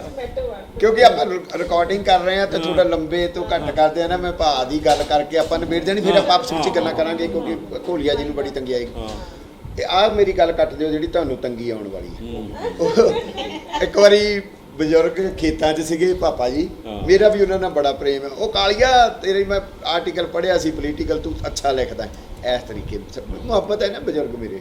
ਤੇ ਉਹ ਖੇਤਾਂ 'ਚ ਬੀਜਿਆ ਹੋਇਆ ਤੇ ਉਹ ਪਾਣੀ ਪੂਣੀ ਲਾਉਣਾ ਸੀ ਤੇ ਠੰਡ ਬੜੀ ਬੁਰੇ ਹਾਲ। ਤੇ ਭਾਜੀ ਮੈਨੂੰ ਕਹਿੰਦੇ, ਮੈਂ ਭਾਜੀ ਕੋਲ ਰਾਤ ਰਿਹਾ ਹੋਇਆ ਸੀਗਾ ਤੇ ਕਹਿੰਦੇ ਯਾਰ ਪਾਪਾ ਜੀ ਨੂੰ ਚਾਹ ਫੜਾਇਆ ਕਾਲੀਏ। ਨਹੀਂ ਨਹੀਂ ਪਾਪਾ ਛੱਡਿਆ ਤੂੰ। ਆਹੋ ਉਹਨਾਂ ਨੂੰ ਛੱਡਿਆ ਨਾ, ਪਾਪਾ ਜੀ ਨੂੰ ਛੱਡ ਕੇ ਆਉਣਾ ਸੀ। ਆਹੋ ਜਾ ਕਹਿੰਦਾ ਆਹ ਤੇ ਕਬੀਰ ਤੁਰਿਆ ਜਾਂਦਾ। ਮੈਂ ਭਾਲਿਆ, ਉਹ ਕੰਬਲ ਲੈ ਰਿਹਾ ਮੈਂ ਵੀ, ਤੇ ਮੈਂ ਛੱਡਿਆ ਤੇ ਬਹੁਤ ਬੁਰੀ ਠੰਡ। ਪਾਪਾ ਜੀ ਖੇਤਾਂ ਛੱਡਿਆਂ ਦਾ ਆ ਗਏ, ਕਹਿੰਦੇ ਯਾਰ ਮੈਂ ਤੈਨੂੰ, ਜੋ ਇਹਨਾਂ ਦੀ ਹਾਲਤ ਆ ਮਾੜੀ ਨਹੀਂ, ਉਹ ਚੰਗੀ ਦੱਸਣ ਲੱਗਾ ਮੈਂ। ਕਹਿੰਦਾ ਯਾਰ ਮੈਂ ਤੈਨੂੰ ਚਾਹ ਬਣਾ ਕੇ ਪਿਲਾਉਣਾ। ਮੈਂ ਕਿਹਾ ਭਾਜੀ ਨਹੀਂ, ਉਹ ਨਹੀਂ ਯਾਰ ਤੂੰ ਠੰਡ 'ਚੋਂ ਆਇਆ। ਤੇ ਸੌਂਫ ਦੀ ਜਗ੍ਹਾ ਜੀਰਾ ਪਾ ਕੇ ਅੱਛਾ ਸਾਡੇ ਵਾਲੀ ਗੱਲ, ਸਾਡੇ ਜਿਹੜੀ ਕੰਮ ਵਾਲੀ ਸੀ ਨਾ, ਕੰਮ ਕਰਦੀ ਸੀ, ਮੈਂ ਕਿਹਾ ਤੂੰ ਵੀ ਚਾਹ ਪੀ। ਹੁਣ ਉਹਦੇ ਚਾਹ ਲੱਗੇ ਨਾ, ਉਹ ਚਾਹ ਲੱਗੇ ਨਾ, ਉਹ ਦੂਜੇ ਬਸ ਸਮਝਾ ਕਰੀ ਜਾਂ ਠੰਡੀ ਕਰੀ ਆਇਆ ਕਰੇ। ਮੇਰਾ ਮਤਲਬ ਆ ਕਿ ਲੇਖਕ ਨੇ ਜੋ ਵੀ ਲਿਖਣਾ ਆ ਉਹ ਅਚੇਤ ਤੌਰ ਤੇ ਉਹਦੇ ਸਾਹਮਣੇ ਜਿਹੜੀ ਹੈ ਨਾ ਉਹ ਸਮਾਜ ਆ। ਯੈਸ, ਉਹ ਚੱਲਦਾ ਸਰੋਕਾਰ ਸਾਡੇ ਸਮਾਜਕ ਆ। Yes, yes. ਤੇ ਉਹ ਤਾਂ ਬਦਲਣਗੇ ਜੇ ਅਸੀਂ ਆਪਣੀ ਇੱਥੇ ਦ੍ਰਿਸ਼ਟੀ ਦੇ ਵਿੱਚ ਵਿਚਾਰਾਂ 'ਚ Naturally, ਬਦਲਾਵ naturally, ਲਿਆਵਾਂਗੇ। naturally. ਮੈਂ ਬਦਲੂੰਗੀ ਤਾਂ ਜੇ ਮੈਂ ਸੋਚੂੰਗੀ ਕਿ ਸਾਹਿਤ ਉਤਸਵ ਆ, ਕਵਿਤਾ ਉਤਸਵ ਆ, ਤਾਂ ਉਹ ਮੇਰੀਆਂ ਰਚਨਾਵਾਂ 'ਚ ਆਊਗਾ, Yes. ਤਾਂ ਹੀ ਉਹ ਅੱਗੇ ਚੇਂਜ ਲੈ ਕੇ ਆਊਗਾ। ਸੋ ਮੈਂ ਮਤਲਬ ਇਹਦਾ ਜਿਹੜਾ ਤੁਸੀਂ ਉਦੇਸ਼ ਕਹਿ ਲਓ ਜਾਂ ਕੁਛ ਕਹਿ ਲਓ ਵੀ ਅਸੀਂ ਸਾਡੇ ਕੋਲ ਇੱਕ ਟਾਰਗੇਟ ਹੋਣਾ ਚਾਹੀਦਾ, ਭਾਵੇਂ ਲੇਖਕ ਆ, ਅਸੀਂ ਕੋਈ ਮਿੱਥ ਕੇ ਨਹੀਂ ਲਿਖਣਾ ਹੁੰਦਾ, ਕੋਈ ਇੱਦਾਂ ਨਹੀਂ ਸੋਚਣਾ ਹੁੰਦਾ। ਸੋ ਜਿਹੜਾ ਆਪਾਂ ਇਹ ਪ੍ਰੋਗਰਾਮ ਵੀ ਕਰ ਰਹੇ ਇਹਦਾ ਵੀ ਮਕਸਦ ਇਹੋ ਹੀ ਆ, ਚਿੰਤਨ ਕਰਨਾ, ਮਨਨ ਕਰਨਾ, ਵਿਚਾਰਾਂ ਦੇ ਵਿੱਚ ਕੁਝ ਬਦਲਾਵ ਆ ਜੇ, ਕੁਝ ਅਸੀਂ ਤੁਹਾਡੇ ਤੋਂ ਸਿੱਖੀਏ, ਤੁਸੀਂ ਸਾਡੇ ਤੋਂ ਸਿੱਖੋ, ਹੈ ਨਾ, ਗੱਲਾਂ ਬਾਤਾਂ ਨਾਲ। ਤੇ ਇੱਥੇ ਲਿਆਉਣ ਦਾ ਮਤਲਬ ਵੀ ਇਹੀ ਆ ਕਿ ਬੰਦਾ ਆਰਾਮ ਨਾਲ ਪਤਾ ਹੈ ਕਿ ਮੈਂ ਇੱਥੇ ਲਾਉਣਾ ਹੈ 2 ਦਿਨ, ਤੇ ਮੈਂ ਹੁਣ ਉਸ ਚਿੰਤਨ 'ਚ ਆ ਜਾਂਦਾ ਹੈ। ਉਹਨੂੰ ਘਰ ਦਾ ਕੰਮ ਭੱਜਣ ਦੀ ਉਹ ਜਿਹੜੀ ਉਹ ਨਹੀਂ ਹੁੰਦੀ। ਸੋ ਇਸ ਕਰਕੇ ਮੈਂ ਇਹ ਕਹਿੰਦੀ ਹਾਂ ਕਿ ਇਹ ਚੀਜ਼ਾਂ ਅਸੀਂ ਜਦੋਂ ਫਰੋਲਦੇ ਆ ਨਾ ਇੱਕ ਦੂਜੇ ਨੂੰ ਸਾਹਮਣੇ, ਇੱਕ ਦੂਜੇ ਦੀ ਆਪਾਂ ਗੱਲ ਕਰ ਰਹੇ ਸਿਰਜਣ ਪ੍ਰਕਿਰਿਆ ਦੀ, ਤਾਂ ਉਹਦੇ ਨਾਲ ਇਹ ਵੀ ਆ ਕਿ ਸਾਨੂੰ ਇਹਨਾਂ ਦੇ ਅੰਦਰ ਜੋ ਹੈ ਉਹਦੇ ਤੋਂ ਵੀ ਸੇਧ ਮਿਲਦੀ ਹੈ। ਜਿਵੇਂ ਕਹਿੰਦੇ ਵੀ ਅਸੀਂ ਦੂਜੇ ਨੂੰ ਪੜ੍ਹ ਕੇ ਵੀ ਬਹੁਤ ਕੁਝ ਸਿੱਖਦੇ ਹਾਂ, ਵੀ ਜ਼ਰੂਰੀ ਨਹੀਂ ਕਿ ਤੁਸੀਂ ਉਹਦੇ 'ਚ ਅੱਗ 'ਚ ਹੱਥ ਪਾ ਕੇ ਹੀ ਸਿੱਖਣਾ ਵੀ ਇਹ ਗਰਮ ਆ, ਤਾਂ ਮੈਂ ਤਾਂ ਪੜ੍ਹ ਕੇ ਵੀ ਸਿੱਖ ਲੂੰਗੀ ਵੀ ਇਹ ਗਰਮ ਆ ਤੇ ਮੇਰਾ ਹੱਥ ਸਾੜੂਗੀ। ਸੋ ਮਤਲਬ ਜਿਹੜਾ ਇੱਕ ਉਦੇਸ਼ ਕਹਿ ਲਓ ਜਾਂ ਇੱਕ ਤਰੀਕਾ ਕਹਿ ਲਓ, ਉਹ ਇਹ ਆ ਕਿ ਸਮੇਂ ਨੂੰ ਪਹਿਚਾਣ ਕੇ ਹੁਣ ਜਿਹੜਾ ਸਮਾਂ ਤੁਸੀਂ ਆਪਣੇ ਜਵਾਕਾਂ ਨੂੰ ਵੇਖ ਲਈਏ, ਕਿੰਨਾ ਕੁ ਕਿਚਨ ਵੱਲ ਜਾਂਦੇ ਆ, ਕਿੰਨਾ ਕੁ ਬਾਕੀ ਕੰਮਾਂ ਵੱਲ ਜਾਂਦੇ ਆ। ਉਹਨਾਂ ਦੀ ਆਪਣੀ ਇੱਕ ਜ਼ਿੰਦਗੀ, ਇੱਕ ਲਾਈਫ ਸੈੱਟ ਆ, ਤੇ ਉਸ ਤੋਂ ਉੱਪਰ ਜਿਹੜਾ ਮੀਡੀਆ ਹੈ ਉਹ ਤੁਹਾਡੇ ਅਕਸ ਨੂੰ ਕਿੰਨਾ ਤੋੜ ਰਿਹਾ। ਤੁਸੀਂ ਰੋਜ਼ ਗੱਲਾਂ ਕਰਦੇ ਹੋ, ਸਾਨੂੰ ਪਤਾ ਵੀ ਨਹੀਂ ਹੁੰਦਾ। ਇੱਕ ਉੱਤੇ ਅੱਗੇ ਕਹਿੰਦੇ ਹੁੰਦੇ ਸੀ ਰੱਬ ਆ ਜਿਹੜਾ ਸਟ੍ਰੈਟਜੀ, ਉਹਦੇ ਰਜ਼ਾ 'ਚ ਸਭ ਚੱਲਦਾ। ਹੁਣ ਉਹਦੇ ਥੱਲੇ ਬੜੇ ਰੱਬ ਨੇ ਜਿਹੜੇ ਉਹਨੂੰ ਵੀ ਟਿੱਚ ਜਾਣਦੇ ਆ, ਔਰ ਉਹ ਜਿਹੜਾ ਰੱਬ ਬਣੇ ਬੈਠੇ ਨੇ ਨਾ, ਉਹ ਇਦਾਂ ਕਠਪੁਤਲੀਆਂ ਵਾਂਗੂ ਉਹਦੇ ਥੱਲੇ ਤੁਹਾਨੂੰ ਪਤਾ ਵੀ ਨਹੀਂ ਉੱਪਰ ਵਾਲੇ ਦਾ, ਥੱਲੇ ਨੂੰ ਨਹੀਂ ਪਤਾ ਹੁੰਦਾ, ਪੌੜੀ ਤੇ ਕੋਈ ਹੋਰ ਉਹਦੇ ਲਈ ਕੰਮ ਕਰ ਰਿਹਾ। ਸੋ ਅਸੀਂ ਸਾਰੇ ਜਾਣੇ ਉਸ ਕੰਮ ਦੇ ਵਿੱਚ ਰੁੱਝੇ ਹੋਏ ਆ। ਜਦ ਤੱਕ ਸਾਡੇ ਅੰਦਰ ਉਸ ਪਰਦੇ ਤੋਂ ਸਾਡੇ ਉਹ ਦਿਮਾਗ ਤੇ ਜਿਹੜਾ ਪਰਦਾ ਪਿਆ ਨਾ ਉਹ ਚੱਕਿਆ ਨਹੀਂ ਜਾਂਦਾ, ਉਦੋਂ ਤੱਕ ਨਹੀਂ ਸਾਨੂੰ। ਹੁਣ ਤੁਹਾਨੂੰ ਕੀ ਪਤਾ ਵੀ ਜਿਹੜੀ ਪਾਲਿਸੀ ਮੇਕਿੰਗ ਆ ਕਿੱਥੋਂ ਚੱਲ ਰਹੀ ਹੈ, ਕਿੱਦਾਂ ਚੱਲ ਰਹੀ ਹੈ। ਅਗਲੇ ਹਥਿਆਰ ਵੇਚਣਾ ਚਾਹੁੰਦੇ ਆ, ਇਸ ਕਰਕੇ ਪਰਮਾਣੂ ਯੁੱਧ ਲੱਗਾ ਆ। ਅਗਲੇ ਦਵਾਈ ਵੇਚਣਾ ਚਾਹੁੰਦੇ, ਮਾਸਕ ਵੇਚਣਾ ਚਾਹੁੰਦੇ ਆ, ਇਸ ਕਰਕੇ ਕਰੋਨਾ ਆ ਜਾਂਦਾ। ਸੋ ਇਹ ਸਾਰੀਆਂ ਚੀਜ਼ਾਂ ਨੇ ਸਾਨੂੰ ਸੁਚੇਤ ਇਹਨਾਂ ਤੋਂ ਵੀ ਰਹਿਣਾ ਪਊਗਾ ਲਿਖਣ ਪੜ੍ਹਨ ਦੇ ਲਈ। ਅਸੀਂ ਹੁਣ ਉਹ ਪੁਰਾਣਾ ਨਹੀਂਗਾ ਕਿ ਮੈਂ ਪਿੰਡ 'ਚ ਰਿਹਾ ਤੇ ਮੈਂ ਪਿੰਡ ਦੀ ਸਾਰੀ ਗੱਲ ਕਰ ਦਿੱਤੀ, ਖਤਮ ਹੋ ਗਈ। ਫਿਰ ਇੱਕ ਹੋਰ ਚੀਜ਼ ਜਿਹੜੀ ਮੈਨੂੰ ਡਿਫਰੈਂਟ ਲੱਗਦੀ ਹੁੰਦੀ ਆ, ਪੇਂਡੂ ਰਹਿਤਲਾ ਤਾਂ ਅਸੀਂ ਪਿੰਡਾਂ ਦੀ ਗੱਲ ਕਰਦੇ ਆ, ਜੋ ਸਾਡੇ ਨਾਲ ਹੋਇਆ ਵਾਪਰਿਆ ਸ਼ਹਿਰਾਂ ਦੇ ਵਿੱਚ ਆ। ਜੇ ਹੁਣ ਆਪਾਂ ਆਪਣੀਆਂ ਕਹਾਣੀ ਦਾ, ਮੇਰਾ ਮਤਲਬ ਇਹ ਆ ਕਿ ਸਾਨੂੰ ਸਾਰਾ ਕੁਝ ਉਹ ਠੀਕ ਆ, ਪਤਾ ਹੈ, ਸਾਹਮਣੇ ਪਿਆ ਆ, ਪਰ ਉਹਦੇ ਵਿੱਚੋਂ ਅਸੀਂ ਸੰਸਲੇਸ਼ਨ ਕਰਕੇ ਟਾਰਗੇਟ ਫਿਰ ਕਰਨਾ। ਜਿਵੇਂ ਇੰਟਰਾਵੀਨਸ ਇੰਜੈਕਸ਼ਨ ਲਾਈਦਾ ਨਾ, ਉਹ ਹੁਣ ਲਿਟਰੇਚਰ ਜਿਹੜਾ ਉੱਦਾਂ ਦਾ ਹੋਣਾ ਚਾਹੀਦਾ ਵੀ ਤੁਸੀਂ ਅਗਲੇ ਨੂੰ ਬਸ ਠਾ ਦੇਣੀ, ਅਗਲੇ ਦੇ ਉੱਤੇ ਉਹ ਪੈ ਜਾਏ ਇੰਪੈਕਟ। ਕਾਹਦਾ ਅਲਟੀਮੇਟ ਗੋਲ ਸੁਸਾਇਟੀ ਆ, ਬੀਇੰਗ ਹਿਊਮਨ, ਕਿ ਅਸੀਂ ਮਰਦ ਔਰਤ ਇੱਕ ਸਹਿ ਹੋਂਦ, ਅਸੀਂ ਸਾਰੇ, ਤੁਸੀਂ ਸਾਰੇ, ਸਭ ਸਾਰੇ ਹਾਂ ਮਨੁੱਖਾਂ, ਪ੍ਰਕਿਰਤੀ ਦੇ ਨਾਲ, ਮਨੁੱਖ ਨਾਲ ਸਹਿ ਹੋਂਦ ਦੇ ਵਿੱਚ ਰਹੀਏ। ਤੇ ਫਿਰ ਅੱਗੋਂ ਦੋ ਜੈਂਡਰ, ਹਾਂ ਮਤਲਬ ਤੁਸੀਂ ਆ ਅਸੀਂ ਆ, ਇਹ ਗੱਲਾਂ ਜੇ ਲੇਖਕ ਦੇ ਦਿਮਾਗ ਚੋਂ ਨਿਕਲ ਗਈਆਂ ਨਾ, ਫਿਰ ਹੀ ਇਹ ਬਦਲਾਵ ਆਊਗਾ। ਇਹ ਨਿੱਜ ਤੇ ਪਰਦਾ ਮਿਲਾਪ ਹੋਣਾ ਜ਼ਰੂਰੀ ਹੈ, ਬਹੁਤ ਜ਼ਰੂਰੀ। ਅਖੀਰ ਤੇ ਮੈਂ ਆਪਣੀ ਗੱਲ ਕਰਾਂਗਾ ਲਾਸਟ। ਹਾਂ ਜੀ ਜੀ, ਤੁਸੀਂ ਕਵਿਤਾ ਵੀ ਸੁਣਾ ਸਕਦੇ। ਮੈਂ ਕਵਿਤਾ, ਚਲੋ ਹੁਣ ਕਵਿਤਾ ਦੀ ਬਾਤ ਕਰ ਸਕਦੇ ਹਾਂ। ਹੁਣ ਮੇਰੇ ਕੋਲ ਕੀ ਪਿਆ ਗਿਆ ਕਿ ਮੈਂ ਸੋਲ ਮੈਡਲ ਨੂੰ ਵੀ ਗਿਆ, ਕਈਆਂ ਨੂੰ ਮੈਂ ਕਹਿੰਦਾ ਜਿਹੜੀਆਂ ਕਿਸਾਨੀ ਔਰਤਾਂ ਹੈਗੀਆਂ ਵੀ ਪੰਜਾਬ ਵਿੱਚ ਨਾ ਹੁਣ ਤੱਕ ਜਿਹੜੇ ਨਾਵਲ ਲਿਖੇ ਗਏ ਨਾ, ਉਹ ਸਾਰੇ ਮਰਦ ਉੱਪਰ ਹੀ ਲਿਖੇ ਗਏ, ਕਿਸਾਨ ਦੇ ਉੱਪਰ ਹੀ ਲਿਖੇ ਗਏ ਆ। ਕਿਸਾਨ ਨੇ ਸੁਸਾਈਡ ਕਰ ਲਈ, ਕਿਸਾਨ ਨੇ ਫਲਾਣਾ ਕੁਛ ਕਰ ਲਿਆ। ਜਿਹੜੀ ਕਿਸਾਨ ਦੀ ਜਿਹੜੀ ਔਰਤ ਹੈਗੀ ਆ, ਉਹਦੇ ਬਾਰੇ ਕਿਸੇ ਨੇ ਨਹੀਂ ਲਿਖਿਆ ਗਾ। ਮਤਲਬ ਜਿਹੜਾ ਇਸ ਕਿਸਾਨ ਨੂੰ ਬਣਾਉਣ ਵਿੱਚ ਜਿਹੜਾ ਔਰਤ ਦਾ ਹੱਥ ਆ, ਕਿਵੇਂ ਪੁਰਾਣੇ ਸਮਿਆਂ ਵਿੱਚ 3-3 ਦਿਓਰ ਨਾਲ ਉਹ ਜ਼ਮੀਨਾਂ ਵੰਡੀ ਜਾਵੇ, ਕਿਤੇ 3-3 ਦਿਓਰ ਰੱਖ ਛੱਡੇ, ਜੇਠ ਰੱਖ ਛੱਡੇ ਗਿਆ। ਮੰਨ ਲਓ ਜਿਹੜਾ ਜ਼ਮੀਨ ਨੂੰ ਬਚਾਉਣ ਦਾ ਜਿਹੜਾ ਸੀਗਾ, ਜਿਹੜੀ ਜ਼ਮੀਨ ਬਚਾਈ ਹੈ ਉਹ ਔਰਤ ਨੇ ਬਚਾਈ ਹੈਗੀ ਆ। ਅੱਜ ਵੀ ਮੈਂ ਜਦੋਂ ਇੱਥੇ ਕਿਸਾਨ ਅੰਦੋਲਨ ਚੱਲ ਰਿਹਾ ਸੀ ਤੇ ਮੇਰੇ ਕੋਲ ਮੇਰਾ ਮਾਡਲ ਔਰਤ ਹੀ ਪਈ ਸੀਗੀ। ਮੈਂ ਕਈਆਂ ਔਰਤਾਂ ਨੂੰ ਕਿਹਾ ਯਾਰ ਤੁਸੀਂ ਔਰਤਾਂ ਤੁਸੀਂ ਲਿਖੋ, ਇੱਕ ਨਾਵਲ ਲਿਖੋ, ਨਹੀਂ ਕਿਸੇ ਨੇ ਲਿਖਿਆ। ਹੁਣ ਮੈਂ ਇੱਥੇ ਸ਼ੁਰੂ ਕਰ ਰਿਹਾ ਇੱਥੇ ਨਾਵਲ ਨਹੀਂ, ਨਹੀਂ। ਕਿ ਮੈਂ ਵਾਹ ਵਾਹ ਬਸ